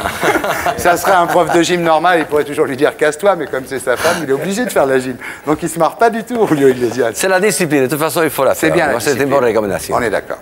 Alors, bon, en même temps, cet accident, c'était une chance parce que vous dites, avant cet accident, je me servais que de mon corps. Et puis, comme j'étais paralysé, j'étais obligé d'utiliser ma tête. Et voilà. Même aujourd'hui. Et j'étais idiot, je suis devenu intelligent, vous dites. C'est vrai, c'est vrai. Mais c'est pas mal, tu sais, c'est des accidents qui ont un sens comme ça, qui ont vraiment la force physique. Il ouvre très yeux d'une façon différente, tu regardes les autres d'une façon différente, et tu apprends beaucoup de choses que tu jamais aurais appris à cet âge-là. C'est très bien. Vous avez découvert l'intériorité, c'est-à-dire vous avez découvert qu'il n'y avait pas que les filles et le football. Pas si profond, mais j'ai découvert beaucoup de choses très importantes. Bien, alors, pendant la convalescence, on vous offre une guitare, hein, et puis vous commencez, alors vous regardez la télévision, vous écoutez des disques, la radio, et vous commencez à essayer de faire les mêmes chansons. Et là, vous avez un don, effectivement, puisque très rapidement... Un petit don. Un petit don, quand même. Mais sérieux, en 68, vous avez le premier prix du festival de Benidorm, avec votre premier tube qui est La vie d'Assigue Igual. Hein. Et alors, en 70, donc pas longtemps après l'accident, finalement, enfin quelques années après, vous allez à l'Eurovision, vous représentez l'Espagne à l'Eurovision, et avec Gwendoline, et vous finissez 4e. Magnéto, Serge. Vous allez montrer ça? Recuerdo aquel ayer cuando estabas junto a mí, tú me hablabas del amor, yo podía sonreír, aún recuerdo aquel amor. Y ahora te alejas de mí. Julio Iglesias, Gwendoline, à l'Eurovision 70 alors. Tu avais déjà une manière extrêmement sensuelle de tenir le micro, qui était tout à fait extraordinaire. Ouais, je l'ai passé pour non, tout je sais pas que tu le faisais avec le micro. Comment il fait? Faut que j'apprenne à tenir le micro. Regarde comment il fait, va te montrer comment il fait. Montre comment tu tiens. Le microphone, c'était une histoire très sexuelle d'ailleurs. Voilà, alors, toi, tu le prends, tu la mets, tu continues, tu descends un peu. Quand il descend trop, tu le montes. Et là, c'est... Mais... Bien, donc en 72... Laisse-moi, je te raconte une petite histoire. Mais je vous en prie. Je rentre d'Eurovision, Amsterdam, je passe pour Paris avec le manager. J'arrive à la télévision française, on pensait au moins le recevoir, on va faire une chanson ici à la télévision. On tape vraiment. Dans les directeurs, c'est Julio, c'est mon enfant qui vient de chanter. C'est pas mon père, mais c'était mon manager. Il vient de chanter une chanson à Eurovision. Est-ce qu'on pouvait faire quelque chose ici en France? Julio, quoi? Ça, c'est vraiment un souvenir que j'ai d'ici, il y a 31 ans. On comprend pas tout, hein, ce qu'il dit. Je vais te dire, qu'est-ce qui passe. La première fois que je rentre à la... Moi, je te le refais. Deuxième langue. Je vais te le faire après, moi, comment il fait. Comment il fait, alors? Non, mais c'était un peu ligue à un moment donné. Il est arrivé comme ça, il va dire... Et hop, il est terminé. Et alors maintenant, bon, bah voilà, votre succès est énorme. Il y a une dynastie Iglesias, c'est-à-dire que c'est un peu comme les Bourbons. Hein. Vous êtes monarchiste, hein? Oui, mais j'aimerais bien être espagnol. J'ai envie de me faire naturaliser espagnol pour avoir un roi. J'aime beaucoup Jean-Charles Ier. Moi aussi. Ouais. Alors donc, il y a Enrique, votre fils, qui a énormément de succès, Julio Junior. Alors, quand vous parlez de vos enfants, vous dites, oui, c'est vrai, je ne suis jamais levé à 6 h du matin pour les amener à l'école. Ouais, c'est vrai. Bon, vous le regrettez un peu, vous culpabilisez un petit peu? Non, Julio. pas. C'est une autre époque, c'est façon de vivre à cette époque-là. Ouais. Ils ont très bien élevé, ils sont formidables, ils sont de valeurs formidables, ils sont de succès de rêve. Oui. Je ne m'inquiète pas, je ne suis pas coupable, ils sont terrés. Non, c'est vrai que quelle que soit l'éducation qu'ils aient eue, en tous les cas, ils ont un bon caractère, parce que les deux, aussi bien Enrique que Julio Junior, ont beaucoup de succès. Donc finalement, ils ont vraiment. Oui, ça sert à rien d'amener les gosses à l'école le matin, vous pouvez rester couché. C'est pas un bon conseil d'ailleurs. Pendant les années 80, vous avez un petit peu été cantonné, Julio Iglesias, au rôle du bellâtre. C'est ce que c'est un bellâtre? Un bellâtre, c'est... tombeur. Fais le bellâtre un peu. Mais non, mais il le fait très bien, regarde. le bellâtre, c'est un type qui est très beau. Voilà. Donc vous étiez un petit peu... qu'il est beau. Il sait qu'il est beau. Non. Vous étiez un petit peu... Non. Vous étiez un peu... Attendez. Je dis pas que vous êtes toujours comme ça, mais c'est vrai qu'à un moment, vous avez été Non, je suis beaucoup mieux, mais non. Vous avez changé, on va y venir, Mais de toute façon, tu sais, il y a une expression dans la vie, Michel, tu sais très bien que tu es un très grand comédien. Tu expresses ta façon de vivre comme tu es, les gens acceptent ou n'acceptent pas. Ouais. Et moi, je n'ai jamais trouvé quelqu'un qui est formidable. Je suis un petit gamin, maigre comme un lapin, comme je dis on va y toujours. venir. Je voulais me voir. Ah bah oui, oui. Pourquoi l'allusion au lapin? Pourquoi l'allusion Oui, montrez-nous, montrez-nous. Parce que les lapins, quand la lumière sort, il fait comme ça avec les yeux. Dans les phares d'une voiture, le lapin. Il s'arrête. Et moi, quand je vois les lumières, je toujours me suis arrêté. Non, mais c'est vrai, je dis... J'adore les lumières. Vous avez... Moi aussi, j'adore les lumières. Alors, il faut s'arrêter quand les gars, elles sont toutes lumières. C'est vrai qu'à un moment, vous avez bien évolué, c'est là où je voulais en venir, vous avez bien évolué par rapport à ça. À un moment, vous le dites vous-même, vous dites à un moment donné, dans la presse, je passais un peu pour un con, et j'étais sûrement un très grand con, vous le dites vous, c'est pas moi qui l'ai inventé. Mais la seule différence, c'est que quand je suis un con, je les sens, je le vois. Je les connais. Alors, je ne mêle pas les autres. Il y a une époque, vous avez été très critiqué. Il y avait Charles Bois qui avait fait cette chanson, Pauvre Roulio, vous la connaissez, cette chanson? Bon, où est-ce qu'il est, Charles Bois? À ce moment, il est au Canada, là-bas. Il est retourné là-bas. Bien, vous dites, en parlant de votre image, c'est vrai que quand on pense à Julio Iglesias, le cliché, l'image d'Épinal concernant Julio Iglesias, c'est toujours les fiancés qui sortent de la piscine et vous dites qu'ils tombent du cocotier. Non, mais c'est des images, ça. C'est pas comme ça chez vous. C'est Newton qui a fait une photo comme ça avec les femmes. Je pense qu'il voulait se faire 3 ou 4 femmes qui étaient dans les cocotiers. On dit, Julio, on va mettre les filles dans les cocotiers. Je vais prendre le téléphone. C'est pas moi qui ai inventé ça. Mais quand on dit par exemple l'homme aux 3000 femmes... D'ailleurs, je n'aime pas les femmes dans les cocotiers, c'est très difficile pour moi. C'est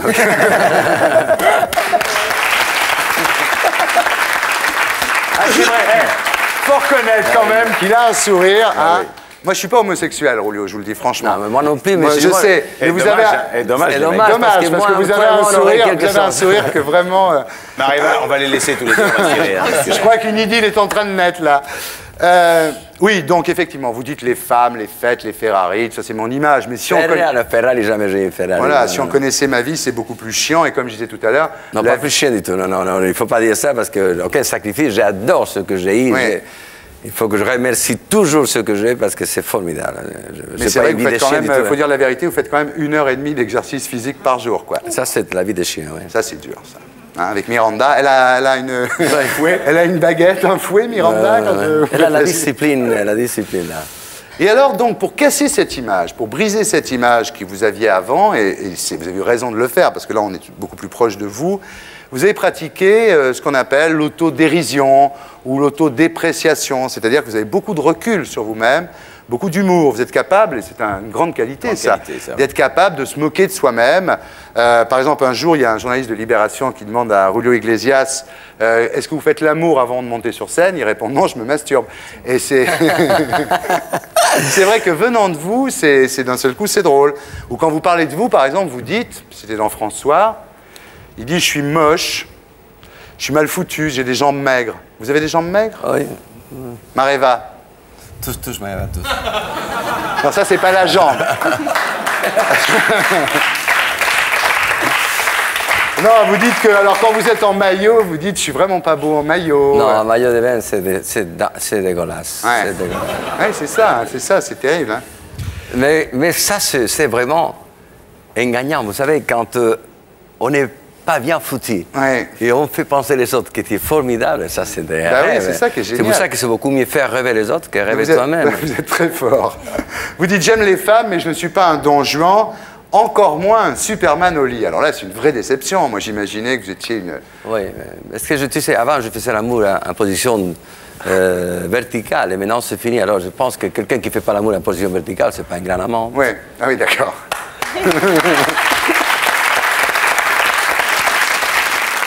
Alors, vous avez fait une dépression nerveuse à un moment. Apparemment, c'est fini. C'était il y a longtemps. C'était il y a 15 ans. Et vous allez vous réfugier dans votre maison des Bahamas. Vous me direz en même temps, quand on fait une dépression nerveuse, pouvoir se réfugier dans une maison en Bahamas, c'est déjà plus sympa que de prendre de l'Exomil à la Courneuve. Hein. Mais la dépression nerveuse, c'est quelque chose qui rentre chez nous sans le savoir et on ne peut pas s'occuper de nous. Personne ne s'occupe de nous, seulement que les nerfs. Le nerf se tire, on ne se prend pas. Alors je suis guéri, je guéris ma dépression en nageant beaucoup à la natation jusqu'à l'exténuation physique. Mais c'était très, très, très difficile pour moi. Et c'était dû à quoi? Est-ce que vous avez analysé les causes de cette dépression? Est-ce que vous avez découvert? Non, c'était psychomatique. Je commençais avec, en pensant que j'avais une tumeur dans mon cérébro. J'avais mal ici. J'ai développé toute une psychosomatrice terrible où j'ai pensé que j'allais mourir. J'allais mourir. Je commençais à presque mourir. Oui. Alors, Julio, vous savez qu'ici, on a un public ici qui est exceptionnel. Et ce public, il n'est pas seulement là pour faire comme ça. Maintenant, désormais, le public de l'émission aura le droit lui aussi de poser des questions à nos invités, parce qu'il n'y a pas de raison que je sois le seul à poser des questions. Alors, qui veut poser une question à Julio Iglesias? Toi? Bien. J'espère qu'elle est bien, ta question, hein? Ben, j'espère aussi. Alors, vas-y. Attention. Bonsoir, Julio. Bonsoir, merci. Vous êtes super, parce qu'il y a souvent une petite différence entre la télé et puis la réalité. Vous avez un accent... à craquer. Je suis pas homosexuel, hein, je suis comme Thierry. Viens ici. C'est pas parce que t'es pas homosexuel qu'il faut pas te rapprocher de moi, mon garçon. Je ne me caresser non plus. Voilà. Plus sérieusement, en fait, en amour, puisque c'est un peu le spécialiste de la question, quelle est la plus belle preuve d'amour qu'on ait pu vous donner? Pour une femme, la maternité. C'est la maternité. Très bien, merci. Alors, une autre question. Est-ce que quelqu'un a une question à poser à Julio? Toi, viens. Donc, bonsoir Julio. Oui. Vous faites des tournées et des galas dans le monde entier, donc Oui. est-ce que vous pourriez nous donner votre secret pour la force. Pour la forme. Pour la forme. Pour la forme, la discipline. C'est pas d'héroïne, pas de cocaïne, pas de drogue, pas de cigarettes, pas de caféine, beaucoup de l'eau, pas de salt, manger bien, pas faire l'amour depuis 3 ans, tout ça. Toujours les charges. Bon, Julio, maintenant, attention, on va faire une interview Hardy View. La lumière, s'il vous plaît. On ne bouge pas pendant le jingle.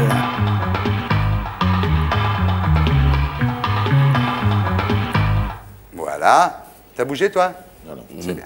Vous vous dites quoi le matin? Le matin, vous vous réveillez, vous vous regardez dans votre miroir. Quelle est la première chose que vous vous dites en vous voyant? Merde. Ah ouais. D'accord. Quand on vous demande des autographes, vous écrivez quoi? Un abrazo. Julio, un abrazo means... un baiser. Comme ça. Ah, d'accord, c'est bien, il faut nous expliquer, d'accord. Votre plus belle histoire d'amour, c'est votre premier mariage ou votre deuxième mariage? Non, non, je ne suis pas marié maintenant. Ah oui. Mais la plus belle histoire d'amour, c'est l'amour de Miranda, sans doute. C'est Miranda? Oui, sans doute. D'accord. Est-ce que vous seriez prêt à tout quitter pour le grand amour? C'est-à-dire là, vous tombez... Non. Non. Ah oui. Pas du tout. Pas du tout. Vous rencontrez une fille, vous êtes fou d'un... Ah, enfin, non. Elle a de la chance, Miranda. Rien à faire. Miranda, elle a du pot, Miranda. Miranda, si tu nous regardes. Quand avez-vous pleuré pour la dernière fois? Non, je pleure très souvent, moi. C'est pas un problème pour moi, je pleure. Au cinéma, vous voyez Titanic, vous pleurez? Ouais, moi aussi. C'est bien, on est des sentimentaux, Julio et moi. Vous changeriez quoi en vous? Si vous aviez une baguette magique, vous allez changer quoi sur votre physique? Beaucoup de choses, on ne peut pas... Beaucoup des choses. Quel est le surnom qu'on vous donne que vous détestez? Le Rourou ou Liolio ou... Toi, fais pas le malin. Non, je ne l'ai pas dit tout à l'heure. Hein. Ta femme, elle t'appelle comment? Moumou ou... Oui, Moumou, parce que moi je l'appelle Boubou, mais... Voilà, alors, la ramène pas, parce que j'ai tous les dos.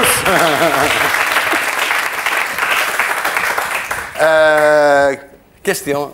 Vous l'avez demandé? Le surnom, oui, qu'on vous donne, que vous haïssez. Quel est votre surnom qui vous énerve? Chanteur de charme. Ah ouais. Ah bon, mais c'était pas un rocker quand même. Non, mais chanteur de charme, ça veut dire que tu charmes en chantant, tu chantes, tu charmes, tu ne chantes pas, tu ne charmes pas, tu charmes. Ah oui, d'accord. Alors qu'il faut bien le dire, Julio charme même quand il ne chante pas, ça c'est vrai. Quel est le péché qui vous tente le plus? Le péché que vous rêvez de commettre? Toujours l'infidélité. Ah oui. Si votre vie était à refaire, vous changeriez quoi? S'il fallait recommencer votre vie? Rien. Très bien, merci Julio Iglesias, bravo.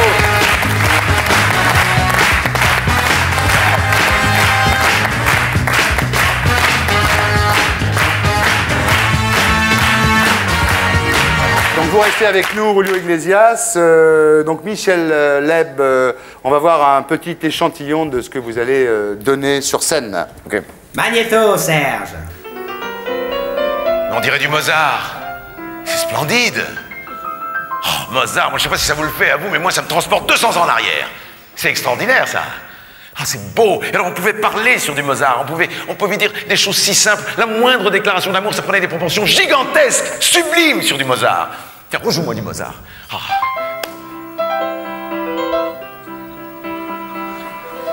Madame, lorsque dans la nuit noire vous m'apparûtes, le soleil caressant vos blonds cheveux châtains, trop ébranlé à l'idée d'un probable rut, notre cœur enflammé réveilla mon corps éteint. Qu'est-ce que c'est beau! Mais c'est superbe! C'est magnifique! Oh. Oui, madame, vous m'allumâtes. Et tandis que nous nous tâtâmes au beau milieu des tomates, je crois bien que nous nous rétamâmes.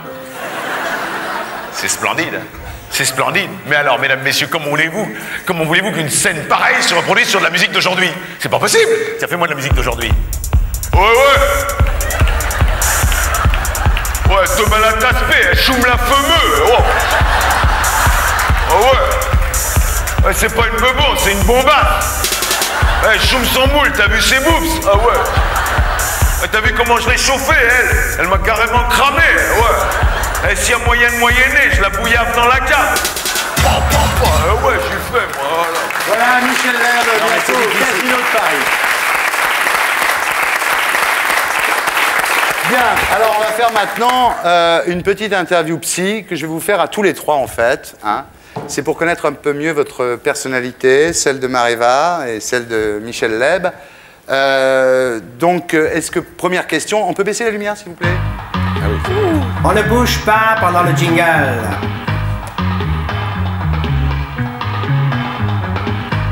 Voilà.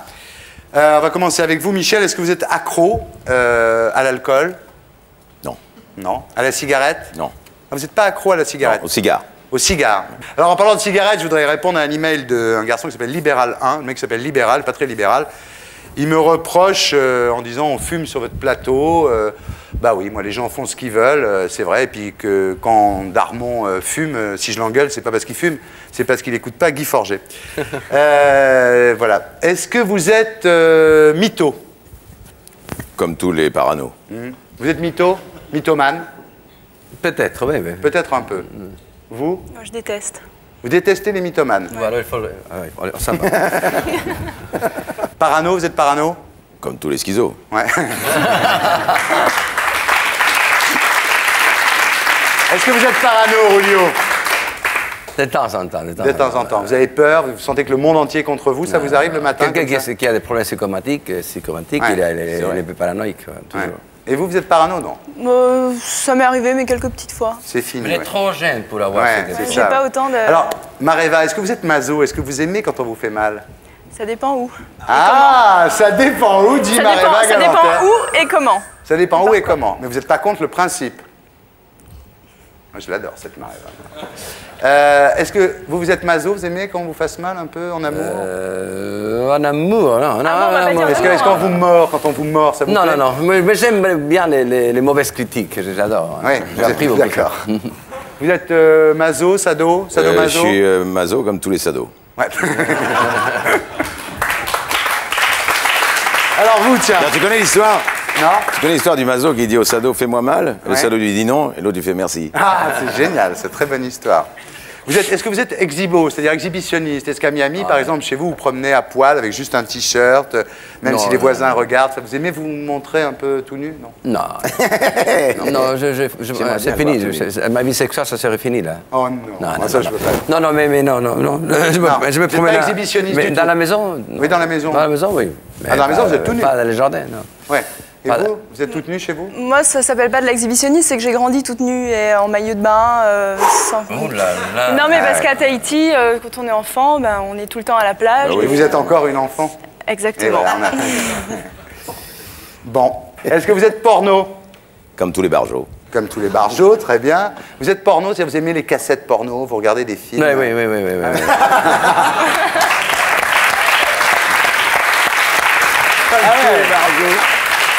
Et vous Moi, ça me choque un peu. Dernière question, est-ce que vous êtes Rulio? Ma maman est très Rulio. Merci. Ah, ça c'est sympa. C'est le seul truc qu'il fallait pas dire. Forget it. Mais j'adore ta Mais maman. non, hein. parce que j'étais obligée d'être avec ma maman, donc du coup, on devient Julio. Exactement. Ouais. Mais maintenant que tu me connais, tu vas devenir de plus en plus. Elle est très Julio. Merci beaucoup. On va aller. Bien. Alors, vous restez avec nous. Il y a d'autres invités qui vont arriver. Que des séducteurs ce soir. Hein, vous, bien entendu. Michel Leb. Et le prochain, alors c'est un grand séducteur français. Vous êtes vraiment à la fête, Maréva. Voici Francis Huster.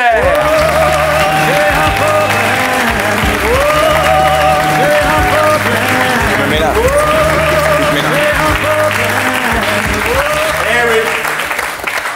Francis Huster, bonsoir. C'est pas par hasard que le petit jingle qui accompagnait votre arrivée, c'était « J'ai un problème » parce que vous avez un problème et vous allez nous en parler. Vous êtes ravis, vous, hein? Ah, moi, j'adore. Vous avez les 3 plus beaux mecs possibles. Mais en fait, on m'a dit que c'était l'anniversaire de Julio, que j'étais le cadeau de Julio. Oui. Mais en fait, non, tous ces hommes sont pour Ah, vous êtes le cadeau de Julio, oui, vous allez voir, vous n'avez Non. pas encore tout expliqué, là.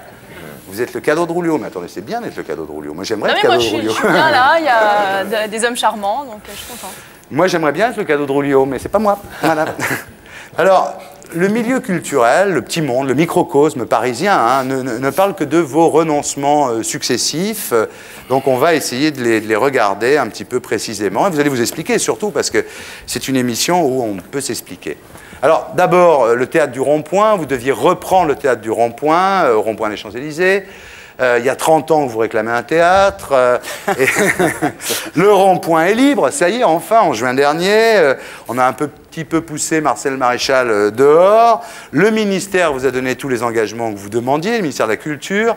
Et vous renoncez au théâtre du Rond-Point. Pourquoi, Francis Huster? Depuis 30 ans, effectivement, je cherche à diriger un théâtre pour pouvoir vivre une grande aventure populaire avec une grande troupe, avec des comédiens engagés à l'année. Bon, le projet du Rond-Point, il date de 1989, du temps de Jean-Louis. Ouais. Non, c'est pas d'hier. Et le problème, c'est que tout ce que j'ai posé comme possibilité, c'est-à-dire d'afficher, par exemple, des pièces 200 ou 300 représentations, d'avoir une vraie troupe payée à l'année, de pouvoir faire des tournées internationales, j'ai pensé que, à la fin du compte, et c'est pas du tout la faute du ministère, qui s'est très très bien conduit, c'était pas possible. Je pouvais pas réaliser ce projet-là. Ça, c'est la première chose. Donc ça ne correspondait pas à ce que... Donc j'ai choisi le vouliez. théâtre privé. Très bien.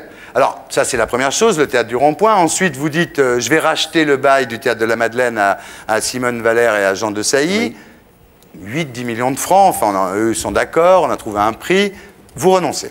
Oui, c'est très simple. C'est parce qu'au départ, il s'agissait d'une vente de bail, et puis à l'arrivée, en fait, c'est une vente de société. Mais que ce soit le théâtre de la Madeleine ou un autre théâtre, j'irai jusqu'au bout. Mais maintenant, j'attendrai d'avoir la clé. Bien. Et alors là, vous revenez sur scène à la Porte Saint-Martin, dans un rôle assez inattendu, un texte assez inattendu. Et une semaine après, vous renoncez. Donc, on va savoir, on va en parler. On va reprendre l'affaire pour nos amis téléspectateurs, pour Julio, qui ne connaît pas toute l'affaire. Donc, on prend l'affaire dès le départ. Il y a un auteur qui s'appelle Octave Mirbeau, qui est connu surtout pour le journal d'une femme de chambre. Hein, c'est comme ça que les gens connaissent Octave Mirbeau, qui a été mis en scène par Louise Buñuel au cinéma. Hein. En fait, c'est un type un peu bizarre, Octave Mirbeau. Au départ, il était à l'extrême droite, il était antisémite, etc. Et puis lui aussi, il a renoncé à ses engagements politiques, joliment. Ah, oui. Et il est devenu ami avec Émile Zola, il est devenu franc-maçon, il est devenu Dreyfusard, alors qu'il était anti-Dreyfusard. Il a commencé à dénoncer l'horreur humaine, la saloperie de la vie, la monstruosité de la société. Vous aimez beaucoup cet auteur, Octave Mirbeau. Vous décidez d'adapter ses contes, des petits contes qu'il a fait. C'est un spectacle, un one-man show qui s'appelle J'adore la vie. Là, je raconte pour les gens qui ne savent pas. Donc, vous faites Octave Mirbeau en 20 sketchs, hein, J'adore la vie, au théâtre de la Porte Saint-Martin. Vous comparez Mirbeau, vous dites c'est comme Coluche, c'est comme Bedos, c'est comme Fernand Reynaud. Et vous, alors surtout, bon, ça c'est une chose, mais surtout... Francis Huster, qui est un petit peu comme vous, comme Michel, un séducteur, c'est un héros romantique, Huster. Bon. Et là, il décide de faire rire. Et vous voulez devenir un acteur comique, comme Serrault, comme Poiret. Vous voulez plus être un jeune premier. Vous dites, je ne serai plus un vieux jeune premier. Fini Hamlet, fini Lorenzaccio, fini Cyrano, fini Alceste. Je vais être De Funès. Voilà, Francis Huster. Vous voyez l'histoire, hein, quand même, grave. Je ne sais pas ce que vous aviez fumé ce jour-là, mais bon. Francis Huster qui déclare à toute la presse... alors que c'est notre héros. Enfin, Gérard Philippe, on vous l'a dit 1000 fois, mais enfin, vous êtes notre Gérard Philippe d'aujourd'hui. Et il dit, je vais être Fernandel, je vais être Robert Lamoureux. C'est le coup de poker, c'est le tournant comique de ma carrière, dit Francis Huster. C'est la chance de ma vie, je vais casser définitivement mon image. Oui. C'est fait. Oui.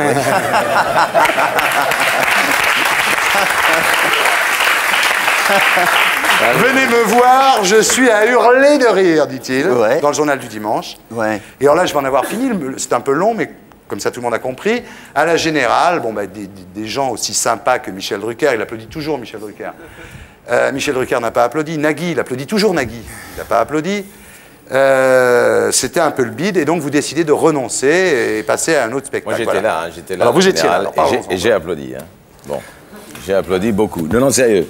Voilà. Parce que j'ai trouvé que c'était une performance exceptionnelle. Mais je sais, je l'ai vu, je l'ai vu. Bon voilà, donc là j'ai brossé le tableau, j'étais peut-être un petit peu long, mais comme ça au moins les gens ont les éléments, parce que tout le monde n'est pas au courant de cette affaire. Donc,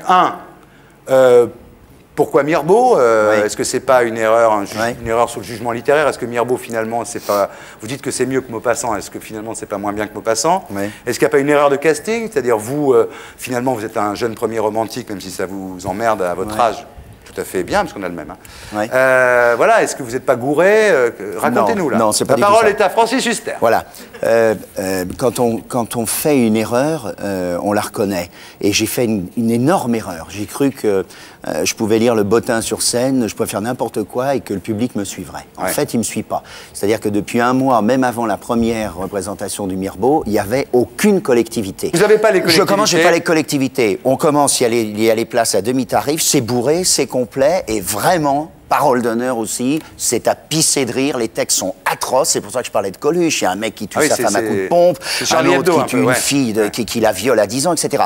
Donc, gros succès, soir de la Générale. Les gens dans la Générale, Michel était là, ils ont été sidérés, parce qu'effectivement, j'avais raconté mes conneries dans la presse comme un con, comme Napoléon avant Waterloo étant persuadé de gagner, donc j'étais là, j'avais joué en plus le spectacle en festival, 10 fois un an avant, gros succès, critique, public, tout. Non, joué, vraiment, joué. Bon, et puis là-dessus, la Générale, je me dis, mais attends, il est siphonné, c'est pas drôle du tout, c'est terrifiant, c'est horrible, c'est Harakiri. Bon, et puis, le lendemain de la Générale, ça a continué le succès, et dès que les demi-tarifs se sont arrêtés, donc dès que le public populaire ne vient plus, j'ai eu un public de théâtre qui est venu, vous êtes venu. Je suis venu, les gens applaudissaient. Les gens applaudissaient. Je suis obligé de le dire. Les gens se sont marrés, non, bien sûr. Et vous avez eu 5 rappels. Alors que la pièce avait été décrétée. Je revenais humblement. Non, mais oui, alors que la pièce avait été. Vraiment. Je suis allé. Alors que la pièce avait été décrétée bide par tout le microcosme. Bah oui. Bon. Et alors en fait, le rouleau compresseur est parti, bien que le spectacle marche. Vraiment, il marche. Mais sans les jeunes, hein, je le précise. Les jeunes, pour eux, Mirbeau, savent pas ce que c'est. C'est là où est mon erreur. Parce que s'il n'y a pas les jeunes, je veux dire, un théâtre aussi grand que la Porte Saint-Martin, tu peux pas tenir. Donc on a programmé à partir du 7 octobre. En 594e représentation. Cette bonne vieille peste, c'est mon knock à moi. Ah ouais, la peste, vous l'avez joué. Alors j'espère que ceux qui n'étaient pas là, en 89, et le 14 octobre, Francis Huster interprétera la 600e. Le 7 octobre. Le 7 octobre, là, c'est la 600e. Pendant 3 semaines, les places seront à demi-tarif pour avoir ce public populaire. Votre épouse, Christiana Reali, la mère de votre enfant, elle l'a pris comment? Serge, je peux avoir ma petite lumière là parce que...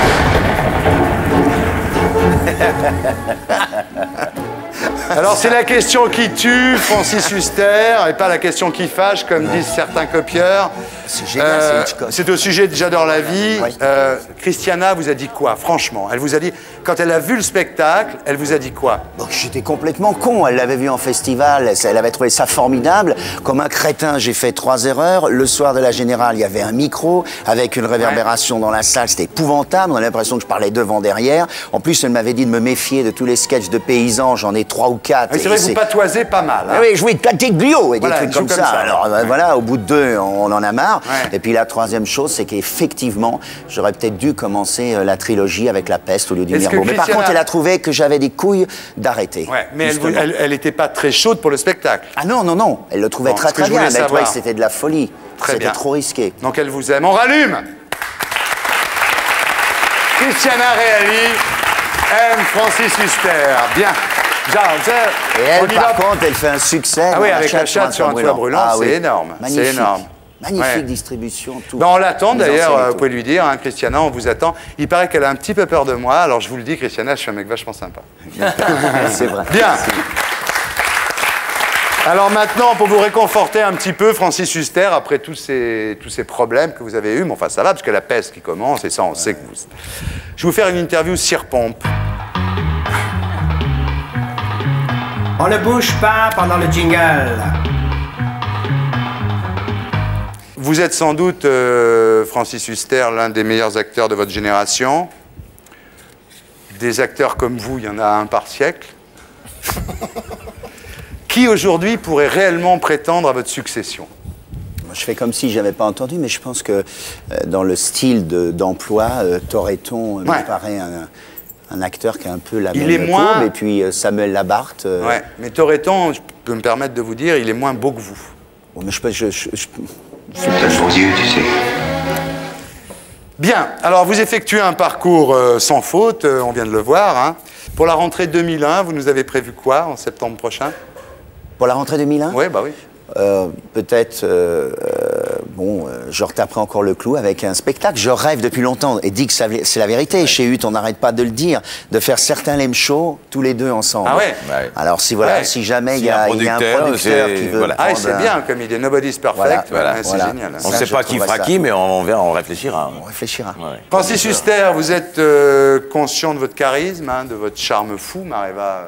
Oui, non, mais moi je l'admire pas que pour son charme fou, je les trouve tellement beaux. Christiana Reali est magnifique, et tous les deux. Moi je suis restée encore à Terre Indigo, que j'ai adoré. Vous êtes amoureuse du couple, vous? Non, je les trouve beaux. Eh ben disons, il n'y a que des gens beaux aujourd'hui. Hein. Putain, c'est... votre regard est assez envoûtant. Vous le savez, ça? Est-ce que vous en servez sur les gens? Est-ce que, par exemple, vous utilisez ce pouvoir de séduction que vous avez sur les gens? Non. Non? Ben non. Jamais? Ben non. Parce que des fois, je vois que vous fiez à votre bagou, alors qu'il suffirait que vous regardiez les gens avec ses yeux comme ça. Oui, c'est vrai, il faudrait que je ferme un peu plus ma gueule. Voilà. Vous êtes incroyablement sexy, Francis Huster. Comment est-ce que vous résistez aux sollicitations féminines? Comment est-ce que vous faites quand il y a une... Imaginez, bon, on n'est pas à la télé, hein, vous rencontrez Mareva dans une soirée, elle se jette sur vous, elle vous fait comprendre que, bon, voilà. Comment vous faites pour résister? Qu'est-ce que vous faites à ce moment-là? Vous avez une gousse d'ail dans la poche, un chapelet Ouais, je pense à Christiana. Ah ouais. C'est la chance de ma vie. C'est beau, c'est beau. Ah, c'est beau, ça. C'est vrai. Comment vous faites, vous imaginez que vous la rencontrez dans une boîte de nuit, elle est folle amoureuse de vous. Je pense à Christiana, c'est...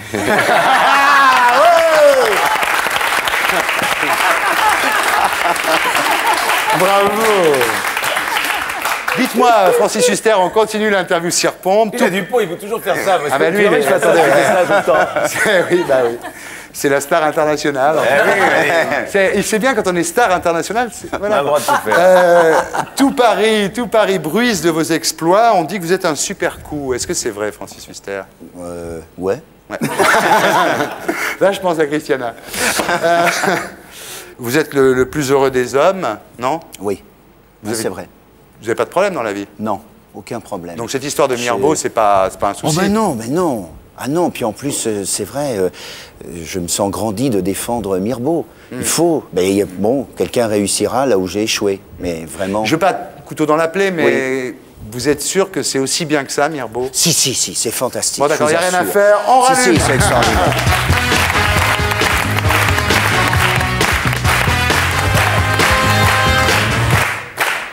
Merci Francis Huster. Merci beaucoup. Donc à partir du 7 octobre, c'est ça la peste? Voilà, donc la peste de... Alors là, vous restez avec nous. Hein. Je reste avec vous, puis je veux juste dire un mot sur Julien l'apprenti, qui a été écrit par Jean-Claude Grimbert et qui est réalisé par Jacques Ottmesguin et qui va passer sur une chaîne... sur Arte. Voilà, et vous jouez après sur France 2. Et vraiment, il y a des acteurs magnifiques. De toute façon, on adore Grimbert, l'atelier, tout ça. C'est un mec comme le dernier métro, c'est bouleversant. On l'aime beaucoup, Grimbert. Voilà. Julio, quel est pour vous le maître du monde de la semaine? Quel est l'homme le plus important cette semaine? Je pense que cette semaine, c'était très important pour la famille américaine quand Clinton et sa femme, ils ont retiré cette culpabilité des affaires de White. Ça, c'est très important pour les Américains. Vous vous sentez citoyen américain maintenant? Non, pas du tout, non. Bon, à Miami, en plus, il y a beaucoup d'Espagnols. Non, c'est pas ça, mais je suis un Espagnol. Vous avez toujours un passeport espagnol? Bien sûr. Non, j'ai des deux nationalités, d'accord. Non, les deux passeports espagnols. Pourquoi? À gauche, à droite. Et quand je perds un, je l'autre. Ah d'accord, je croyais que c'était pour l'âge. Quel est pour vous le maître du monde de la semaine? Le maître du monde, allez, c'est Anelka qui a mis un but splendide avec le PSG. Mais je dis ça parce que lui, il adore le foot. Il a été joueur et tout. Alors. On a bien perdu, nous, avec Anelka. Je n'ai pas compris. Il jouait. Ah oui, c'est vrai qu'il était chez vous, Anelka, puis il n'a rien foutu là-bas. Il nous manque maintenant parce qu'on n'a pas. On en a besoin d'un. Bien sûr, mais ici, il marche bien, Anelka. Il ne marchait pas bien. Donc vous, c'est Anelka, vous, c'est Clinton, vous, le maître du monde de la semaine? Moi, c'est. Ce sont les deux journalistes qui ont réussi à fausser compagnie au... Bravo. Madura et Le Garrec, bravo. Effectivement, magnifique. Ils ont quitté l'endroit où ils étaient captifs à Jolo parce qu'il n'y avait pas France 2 et je dois dire qu'effectivement c'est bien. Ils sont cassés en courant, ils s'en sont sortis par eux-mêmes. Ils ont compté sur personne. Voilà. Génial. Et vous, le maître du monde de la semaine, c'est qui? Il m'a piqué mon idée. Ah ben non, mais attendez, on est tous d'accord pour dire Madura. Moi j'avais soit eux, soit Laurent Ruquier qui a battu de Chavannes. Voilà.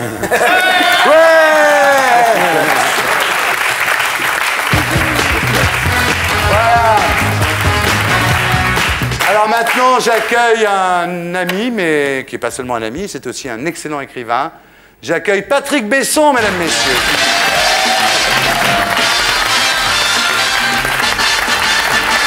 Bonsoir. Julio Iglesias, Mareva Galanter, Francis Huster, Michel Leb, Patrick Besson. Ça va, Patrick? Ça va, ça va. Alors, vous êtes écrivain, vous êtes journaliste. Journaliste au quotidien, vous avez été journaliste au quotidien de Paris, à Art, à France Culture, au Figaro, à l'Humanité. Aujourd'hui, vous êtes au Figaro littéraire et au Figaro Magazine. Vous travaillez aussi au journal Voici. Vous rencontrez des gens dans Voici. Oui, c'est ça. C'est-à-dire, j'essaie d'avoir un peu la bande-son de gens quand ils ne font pas attention à ce qu'ils disent. Voilà. Alors, je leur pose des questions, mais ce n'est pas toujours leur réponse que je garde dans mon papier. Mais c'est la plupart du temps bienveillant. Bien je trouve sûr. que dans les interviews de la presse, on a tendance à passer un rouleau compresseur sur ce que disent les gens, à les faire parler trop bien, à perdre... justement, ça à nettoyer un peu trop, ouais. Et moi, je trouve tout part du son, à la littérature, comme le journalisme, comme tout. Donc, moi, j'essaie de capter un peu leur musique. Alors vous dites en parlant de Voici, écrire dans Voici est un acte profondément littéraire et politique, parce que Voici est ce que n'est plus l'humanité. Attention au paradoxe de Patrick Besson. C'est un journal écrit par des pauvres, lu par des pauvres, où on emmerde les riches.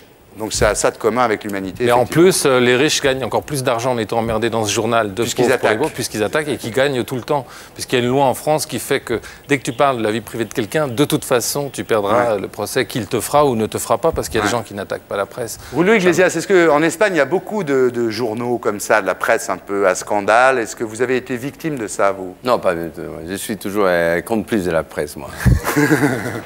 J'adore la presse avec complicité, oui. C'est pas un problème pour moi. Moi, je sais ce sujet de tout. Alors, vous êtes évidemment écrivain. Vous avez écrit vos premières nouvelles à l'âge de 14 ans. Premier livre à 16 ans, publié à 18, Les petits mots d'amour. Deuxième livre quelques mois plus tard, après le premier. Et vous aviez déjà fini le troisième quand vous avez publié le deuxième. Enfin, c'est un mec très fort, c'est un mec précoce, quoi, intelligent. Vous êtes à combien de livres aujourd'hui? Bon, une quarantaine. Une quarantaine de livres. Oh bah c'est pas énorme. Hein. Bah non, il a fait 77 albums. Ça, c'est le 77e album. Vous êtes à 40 bouquins. Non, mais il y a eu une mode comme ça qui s'est installée, comme quoi les écrivains ne devaient pas écrire trop, mais ça n'a jamais pas du tout été le cas. D'ailleurs, Mirbeau, dont on parlait tout à l'heure, est un très bon exemple. Il a écrit énormément. Donc vous n'êtes pas spécialement polygraphe Non, en plus, j'aime pas tellement écrire. Enfin, c'est un acte pénible, difficile. C'est votre moyen de gagner votre vie, mon garçon. Il faut bien faire quelque chose en même temps. C'était la seule chose Alors, que je savais. vous avez eu des prix littéraires, bien entendu. Vous avez eu le prix Renaudot, vous avez eu le grand prix du roman de l'Académie française pour Dara. Jamais le Goncourt. Jamais. Non, puis maintenant, c'est foutu parce que après l'Académie et le Renaudot, c'est pas possible. À moins de... On l'appelle Goncourator. Oui, ça, c'est je dis à chaque fois qu'il vient dans une émission, ça me fait tellement rire. Goncourator, parce qu'il a tout le temps essayé d'avoir le Goncourt, il l'a jamais eu. Non, mais en fait, personne n'a jamais essayé d'avoir le Goncourt, puisque c'est pas l'ENA ni Sciences Po, on se présente pas. Donc les 400 romanciers qui viennent de publier un livre là cette année, eh bien, ils concourent pour le Goncourt sans s'y présenter, si tu veux. C'est pas comme le conservatoire. Donc on ne peut pas le rater, le Goncourt. On peut juste ne pas l'avoir.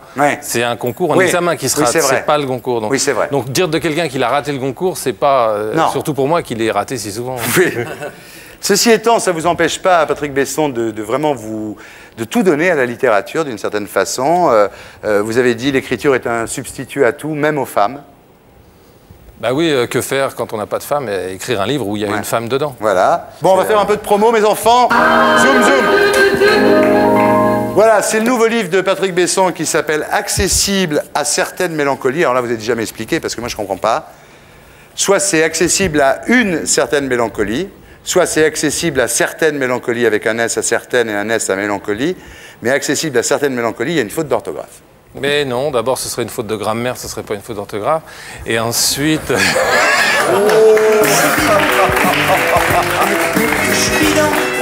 Je suis bidon. Je vous le dis, je suis bidon. Bon alors. Et ensuite, non, c'est parce que la mélancolie est certaine, on a juste inversé l'adjectif. C'est accessible à la mélancolie certaine, oui. Ouais. Ne me dis pas oui, toi, enfin, si, merde. Il est génial. Il a raison. Lui, il m'enfonce, lui. Ben non, simplement. Non, mais regarde, tu la vois, la faute, là. Non, il n'y a pas de faute, c'est inversé. Il a raison, c'est inversé. Bon. D'ailleurs, si tu retournes le bouquin, c'est encore mieux. Bien, alors l'histoire, c'est un vrai roman, quoi. Ça va c'est un peu le bordel, mais c'est rigolo, c'est un bordel romanesque. C'est l'histoire de Milan Kanovas, qui est journaliste d'origine slave. Votre mère est... Et sa mère, à lui, est tchèque. Ouais. Et voilà. Et vous, c'est croate. Voilà. Donc il est comme écartelé, comme ça, entre ses femmes, ses maîtresses, ses amants. En fait, ses amants, ses enfants. Oui, parce que là, lui, il n'a pas du tout d'amant. Il se trouve que non. Je vous confonds avec un autre écrivain. En fait, non, il cherche quelqu'un à aimer. Oui, en fait, son histoire, c'est que... Enfin, c'est un homme de 40 ans qui fait un peu le point sur sa vie, parce que 40 ans, c'est le moment où on a plus de passé que d'avenir, en quelque sorte, où le passé, en quelque sorte, prend une consistance qu'il n'avait pas avant.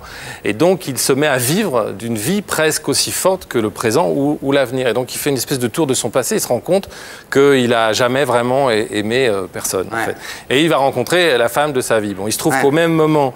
Lui, sa femme, elle lui annonce deux choses. Elle lui dit, j'ai une bonne nouvelle et une mauvaise nouvelle. La bonne nouvelle, c'est que je suis enceinte. La mauvaise, c'est que j'ai un cancer. Ouais. Et lui, il lui dit, t'es pas dyslexique, là? Oui, il lui dit, t'es pas dyslexique. La bonne nouvelle, c'est que t'as un cancer. La mauvaise, c'est que t'es enceinte. Ouais. Mais tout de suite après, alors elle est folle de rage. Elle explose. Elle lui dit, mais non, tu sais bien que c'est la dédramatisation par l'humour. Ouais. Parce qu'effectivement, quand quelqu'un a un malheur, je dirais la pire chose à faire, c'est de le plaindre. Ouais. Parce que c'est en effet l'enfoncer encore dans son malheur, lui renvoyer le malheur dans la figure. Donc ce qu'il faut faire, enfin, de mon point de vue, c'est toujours comme ça que j'ai opéré. C'est peut-être pas la bonne méthode. Mais c'est essayer de l'éloigner de sa souffrance et de rapetisser, en quelque sorte, sa souffrance. Et il tombe amoureux d'une femme qui a un mari handicapé et deux petites filles. Voilà. Et c'est comment cet homme et cette femme qui s'adorent, mais qui ont des obstacles incommensurables, parce que comment quitter une femme qui a un cancer et comment quitter un mari handicapé, et à travers les bousculades de l'histoire et les drames auxquels ils sont confrontés, eh ben, ils vont réussir à atteindre cet instant magique pour un couple qui se forme, c'est-à-dire de pouvoir prendre le petit déjeuner le matin ensemble, sans rien devoir à personne, sans avoir peur d'un avocat, que pour arriver à cette phrase, sans avoir peur de personne. Pour arriver à la phrase « tu veux un café ?» ça a pris beaucoup de temps. Quoi. Voilà, et c'est ce que je raconte. L'idée du livre, c'est que l'amour doit se gagner comme on gagne la liberté, comme on gagne sa raison. Vous avez en face de vous, Patrick Besson, un expert, je dirais, en amour. Un professionnel. Un grand professionnel. Un grand professionnel. Bien, alors... Vous avez des phrases, bon effectivement, vous avez un style, un ton qui n'est pas nouveau, puisque ça fait 40 livres. Page 12, il trompait Geneviève une fois par mois maximum.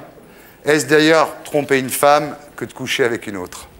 Oui, parce que lui, il soutient que tromper vraiment une femme, c'est la tromper avec un homme. Parce qu'une femme, ça ressemble quand même beaucoup à une femme. Il la trompe, il couche quand même avec une femme. Oui, c'est une bonne théorie. Qui est comme la sienne, en quelque sorte.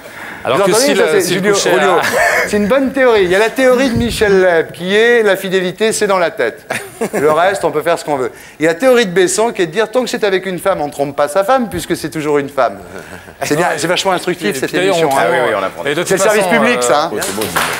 Très bien. Bah, oui. Quelle est votre théorie là-dessus, Julio? En écoutant lui, je ne suis pas coupable du tout.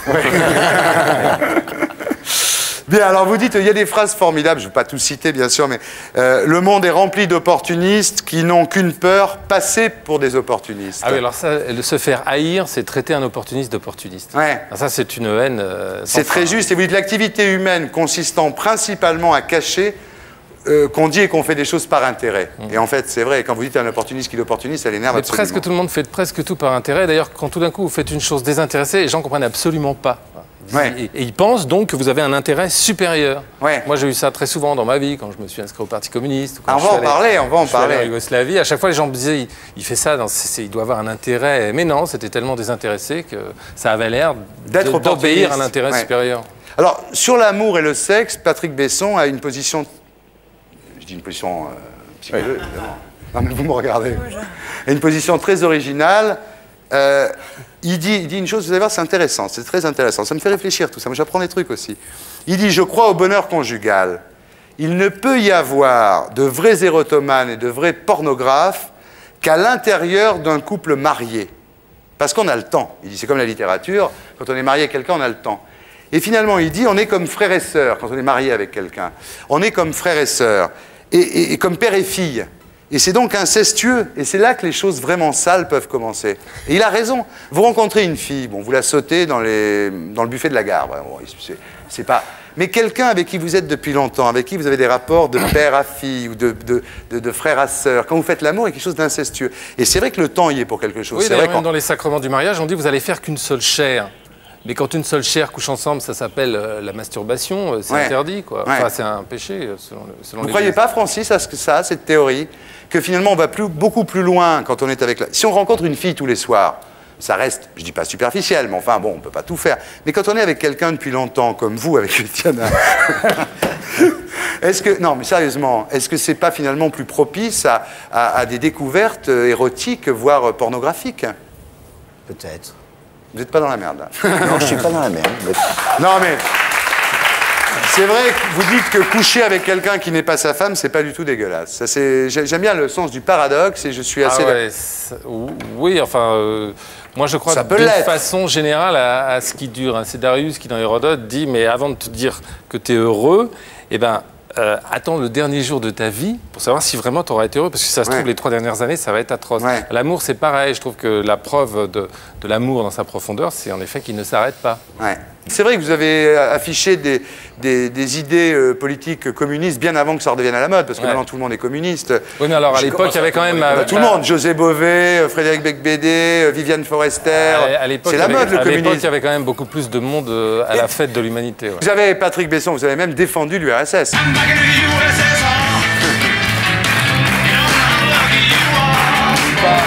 Ah non, c'est vrai, vous avez défendu l'URSS. Oui, j'ai défendu l'URSS. C'est vrai que depuis qu'il n'y a plus d'URSS, les hommes russes ont perdu en moyenne 20 ans d'espérance de vie. Alors bon... Voilà.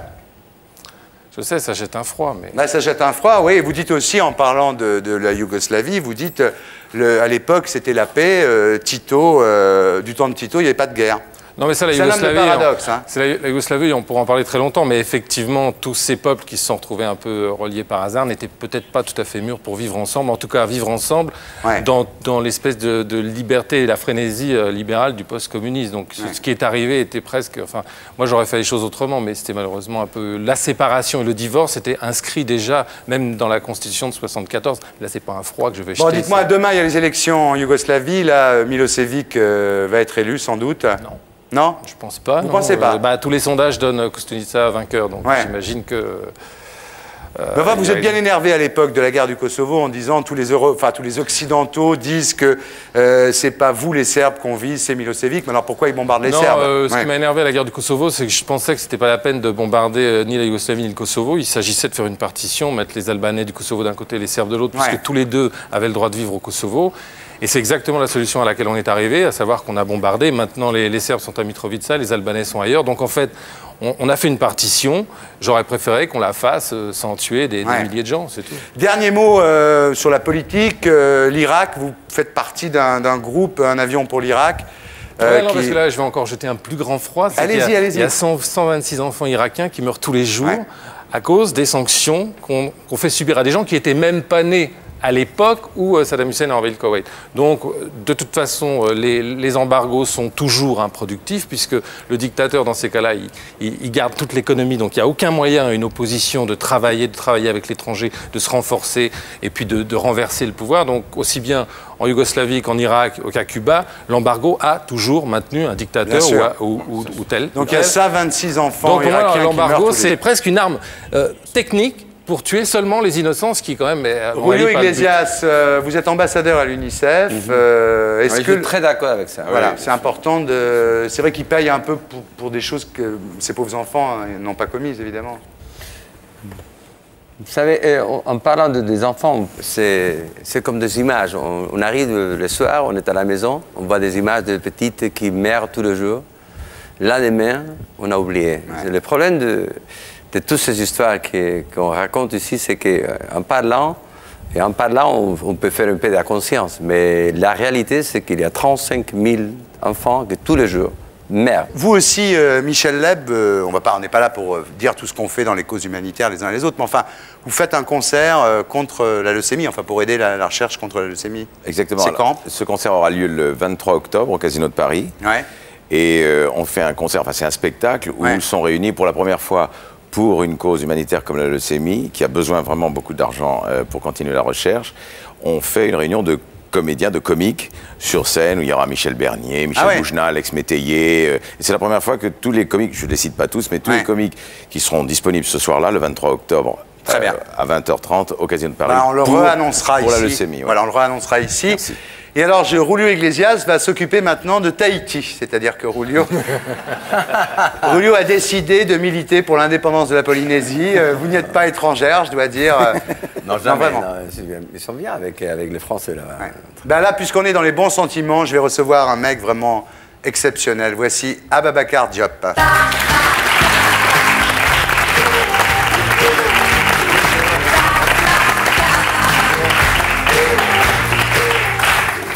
Voilà, Ababakar Diop, qui est un homme exceptionnel et qui a vécu une aventure extraordinaire. On ne bouge pas pendant le jingle. Ça va? Alors vous allez voir. Ababakar, je vais raconter un petit peu votre vie pour que les gens vous situent un petit peu. Vous n'êtes pas très connu, enfin moins que Julio Iglesias en tous les cas. Enfin pour le moment, on ne sait pas. Hein.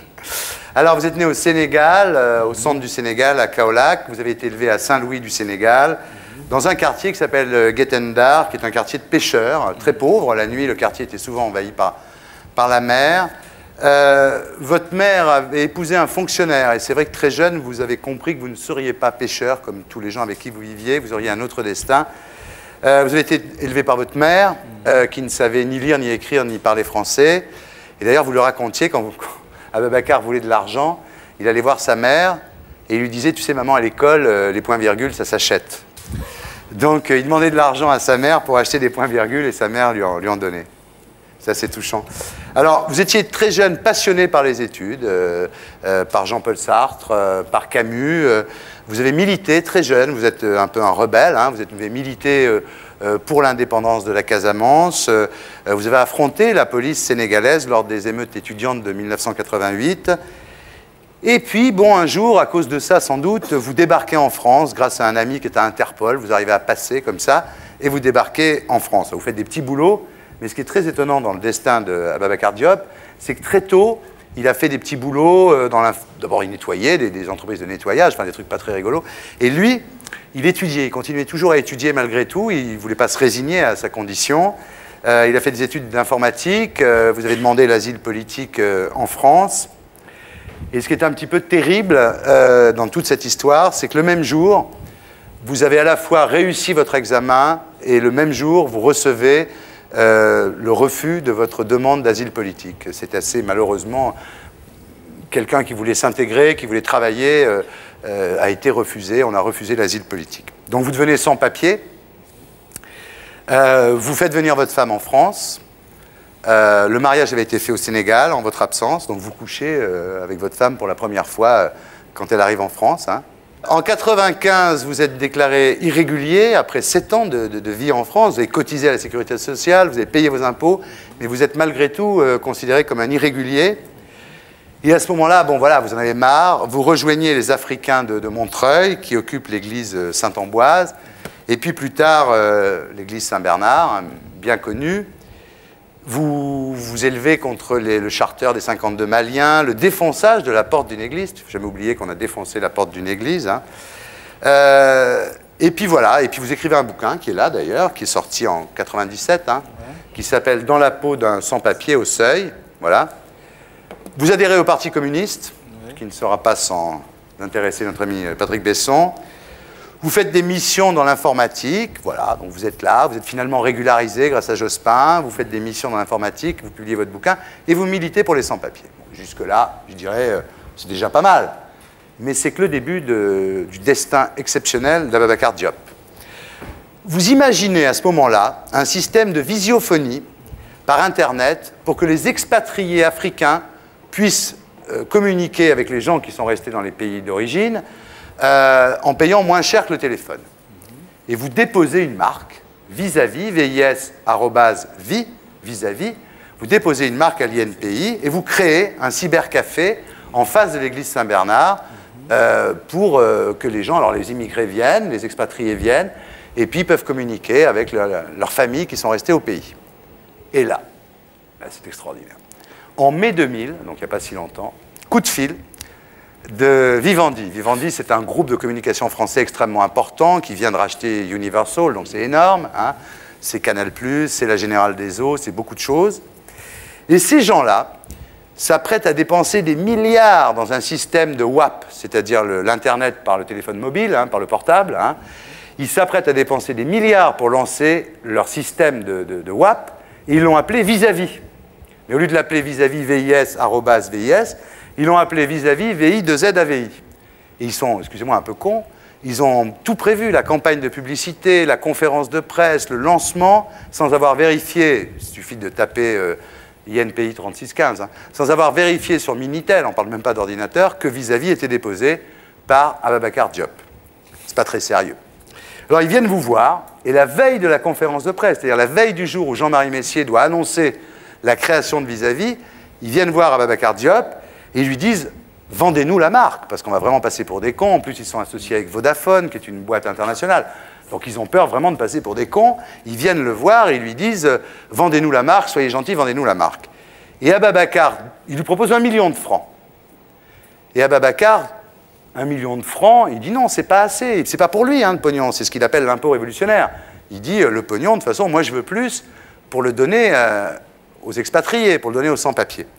Alors il y a une grosse négo, et je ne sais pas qui a négocié pour vous, mais c'est... Qui a négocié pour vous? Nous avions un avocat, et puis on s'y est mis nous-mêmes aussi, parce qu'on avait toujours des offres et on refusait en fait. Voilà. Et à la fin de l'histoire, donc, Ababacar Diop et ses amis vendent, non pas la marque vis-à-vis à Vivendi, ils vendent la coexistence, c'est-à-dire qu'eux, ils gardent leur marque, et vis-à-vis garde la sienne, pour 24 millions de francs, c'est-à-dire pour 2,4 milliards de centimes. Voilà. Donc on pourrait croire, avec une clause de confidentialité, d'ailleurs, vous n'aviez pas le droit de le dire. Mais là où vous pouvez applaudir Ababacar Diop, c'est que bon, il y a plein de gens hein, qui auraient pris les 24 millions, puis qui seraient partis en se disant, bon, bah, je vais en profiter. Ben, pas du tout. C'est là où vous êtes exceptionnel, et c'est pour ça que je suis très heureux de vous recevoir ce soir, parce que vous êtes un mec bien. Cet argent, vous avez décidé de le mettre au service des sans-papiers, c'est-à-dire de ne pas le garder pour vous. Vous avez acheté 25 appartements. Ces appartements sont loués à des sans-papiers qui sont réguliers, mais on ne leur loue pas parce qu'ils sont noirs ou ils sont de pays étrangers, donc les gens n'aiment pas leur louer. Donc lui, les 25 appartements, il les loue. 10% du produit locatif est donné au DAL, au droit au logement. Ababacar a créé un restaurant un peu comme les Restos du Cœur où on peut bouffer pour 10 ou 20 francs, toujours avec cet argent de Vivendi. Vous voyez, messieurs, quand vous voulez. Quand vous n'avez pas le choix. Comme quoi, Messier donne de l'argent quand il ne peut pas faire autrement. Et alors, vous avez créé un cybercafé, enfin votre cybercafé, qui s'appelle le cybercafé des droits de l'homme, finalement, où les gens peuvent venir effectivement communiquer avec leur voilà. Alors, je ne sais pas quoi vous dire, quoi. C'est magnifique. Bah, c'est tout à fait naturel. Quand on a vécu dans un certain nombre de situations avec des sans-papiers, avec des personnes, je veux dire, même des personnes qui sont avec des papiers, des Français qui ont aidé, je souhaitais simplement que cet argent soit réinvesti autrement. Et ce qui est intéressant, c'est que non seulement les personnes payent 2 000 francs ou 3 000 francs, mais ce que je veux, c'est que dans 20 ans, ils soient propriétaires de l'appartement. Ouais. Parce que ça ne m'intéresse pas d'être propriétaire ad vitam aeternam. Ouais, vous ne voulez pas être landlord, quoi, ouais, ouais. Non. J'ai une autre idée qui va peut-être intéresser Messier ou quelqu'un d'autre. Ouais. Maintenant, Jean-Marie Messier, vous n'êtes pas obligé d'attendre qu'il ait la même marque que vous pour le subventionner en même temps. Oui. Non, ce qui est intéressant, c'est qu'on avait demandé effectivement à être subventionné par Vivendi. Quand on a commencé, ils ont pas regardé le dossier, quoi. En fait. Ouais. Finalement, ils ont accepté de lâcher de l'argent. Mais ce qu'il faut dire, c'est que je ne suis pas tout seul. C'est que je suis avec deux associés que j'avais mis dans la confidence à un moment donné. Et je partage avec eux ce qu'il fallait partager, quoi. Non, moi, je voudrais savoir si ça a changé quelque chose. Comment ils se sont organisés avec cet argent? Ils ont fondé une société. Comment ça s'est passé, en fait? Quel a été l'impact de ce changement de situation sur tout le groupe? Disons que nous sommes propriétaires chacun individuellement de 33,33% de la marque. Parce qu'en fait, vous étiez trois. Et puis l'idée, c'est que chacun prenne son argent et en fasse ce qu'il veut. Bon, j'ai respecté un peu leur souhait de ne pas communiquer là-dessus. Mais mon idée, c'est que je ne pouvais pas, sans papier, il y a cela 2 ans, me retrouver avec plus de 8 millions de francs, parce que ce n'est pas 24 millions, c'est plus que ça. Oui. Mais je ne veux pas vous dire la somme exacte. Ah, bravo! Voilà, et puis donc l'idée, c'est que chacun va faire de l'argent ce qu'il veut, mais on continue à travailler ensemble. J'espère qu'on va créer d'autres cybercafés au Sénégal et dans d'autres pays. C'est seulement avec votre argent à vous que vous avez créé ça. Voilà. Les autres ont disposé librement de leur argent à leur... Voilà, c'est-à-dire qu'au Sénégal, il y a par exemple une maison des étrangers. Bravo. Julio, vous connaissez bien Internet. Vous avez beaucoup investi dans Internet, vous connaissez Internet. Oui. Vous ne trouvez pas ça formidable comme histoire? C'est une histoire de rêve, toujours une réussite avec la communication d'aujourd'hui. Mais surtout, ce que c'est très important, c'est qu'il n'a pas oublié les autres. Ouais, c'est rare ça. Hein? C'est difficile ça. Bravo, on rallume Ababacar Diop.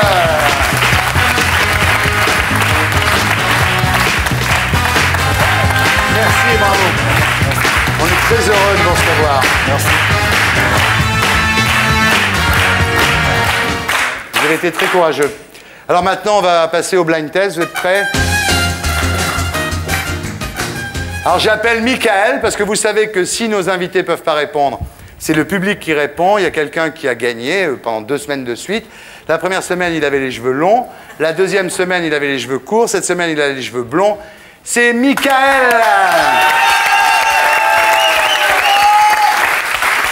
Voilà Michael, donc, qui est en train de devenir, voilà, c'est une star énorme, on va voir. Bien, alors c'est spécial JO, donc c'est des chansons qui comportent toutes dans leur titre un nom de pays. Il faut me dire l'interprète. Didier, s'il te plaît. Ouais, Besson. Bruce Springsteen, Born in the USA, Patrick Besson. T'étais juste derrière Besson à une demi-seconde, ben oui, c'est ça. Donc c'est les USA, premier pays, attention Julio Iglesias. Deuxième chanson. Vacances en Italie, ah non mais c'est... Ouais. Autour de c'est pas vacances. Enzo. C'est pas vacances. C'est quoi? C'est l'Italie mais c'est pas vacances. C'est voyage en Italie. Bravo Michael. Désolé. Patrick Besson, désolé, c'est voyage en Italie. C'est Lily Cube. Bravo, Michael. Il révise, Michael. Chanson numéro 3. David Bowie. China Girl. Bravo, Besson. Bravo. China Girl, David Bowie. Là, c'est pas bien. Pas mal, Besson, hein. Chanson numéro 4. France Gall. Qui a dit France Gall? Moi. C'est quoi le titre? Hong Kong Star. Révélation, Didier.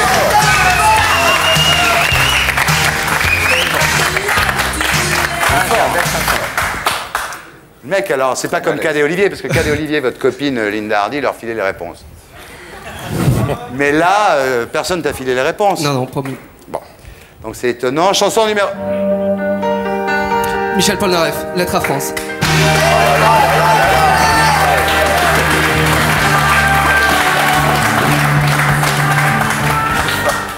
Michel Polnareff, Lettre à France. Ah oui, je crois que là, moi j'ai trouvé mon maître, personnellement.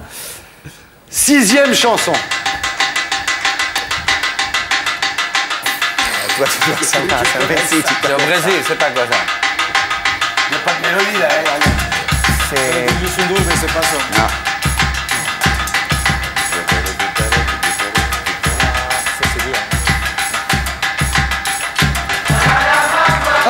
Attention Sénégal. Ouais, bravo.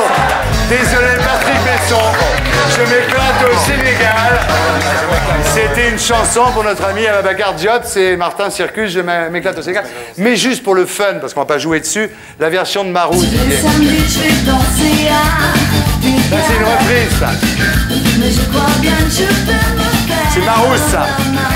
Merci Didier. Égalité, me dit Catherine. Besson, Michael, attention mes enfants, c'est très très chaud. 7e chanson. Don't Cry For Me, Argentina, Madonna. Oh là là. Michael. Don't Cry For Me, Argentina, Madonna. Donc là, à mon avis, c'est Michael qui prend l'avantage sur Besson. 8e chanson.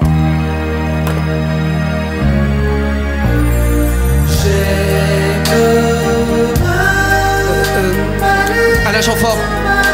Alain Chamfort, Malaise en Malaisie.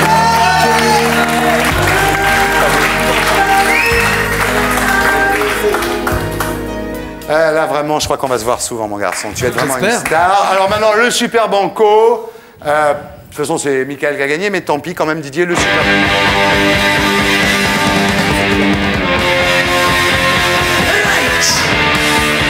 Marilyn Manson.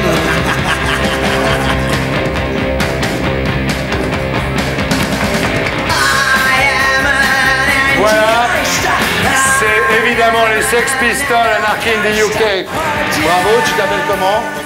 Bah, bravo François, écoute, tu marques un point, c'est déjà pas mal. Merci. Tu te teins les cheveux en blanc et t'as une chance. Merci, on rallume, Michael, viens ici, bravo, on va faire la photo. C'est énorme, voilà. Didier, voilà, très bien, la photo, Serge. Voilà, bravo. Je te fais une bise. Voilà. Le mec est super étonnant quand même, hein. Voilà, ben merci beaucoup. C'était Tout le monde en parle. Je rappelle Pierre Palmade, Gérard Darmon, qui sont venus la semaine dernière. Tu préfères à vie au Cherche Midi.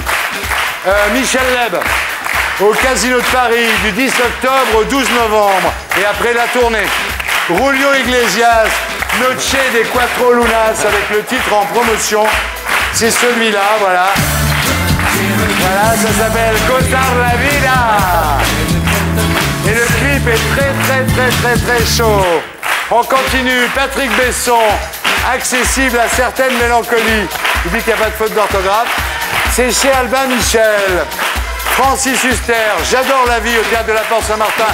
Et puis La Peste de Camus, toujours au Théâtre de la Porte Saint-Martin.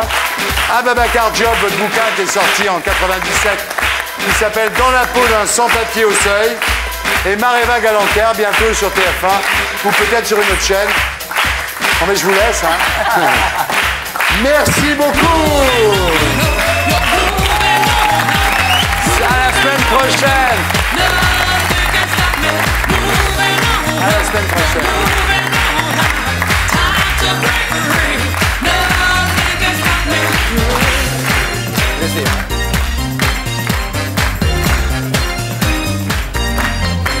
They brag a man has walked in space, but you can't even find my place.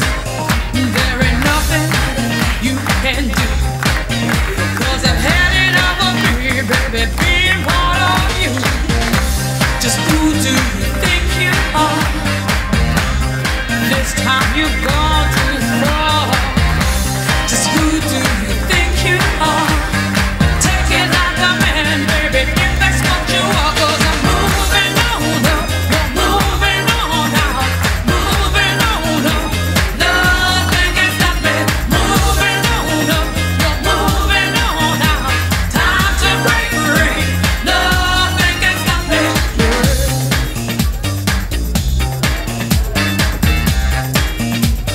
I got blisters on my fingers. Et pour être sûr de ne rien rater de Inarditube, abonnez-vous et mettez un pouce bleu.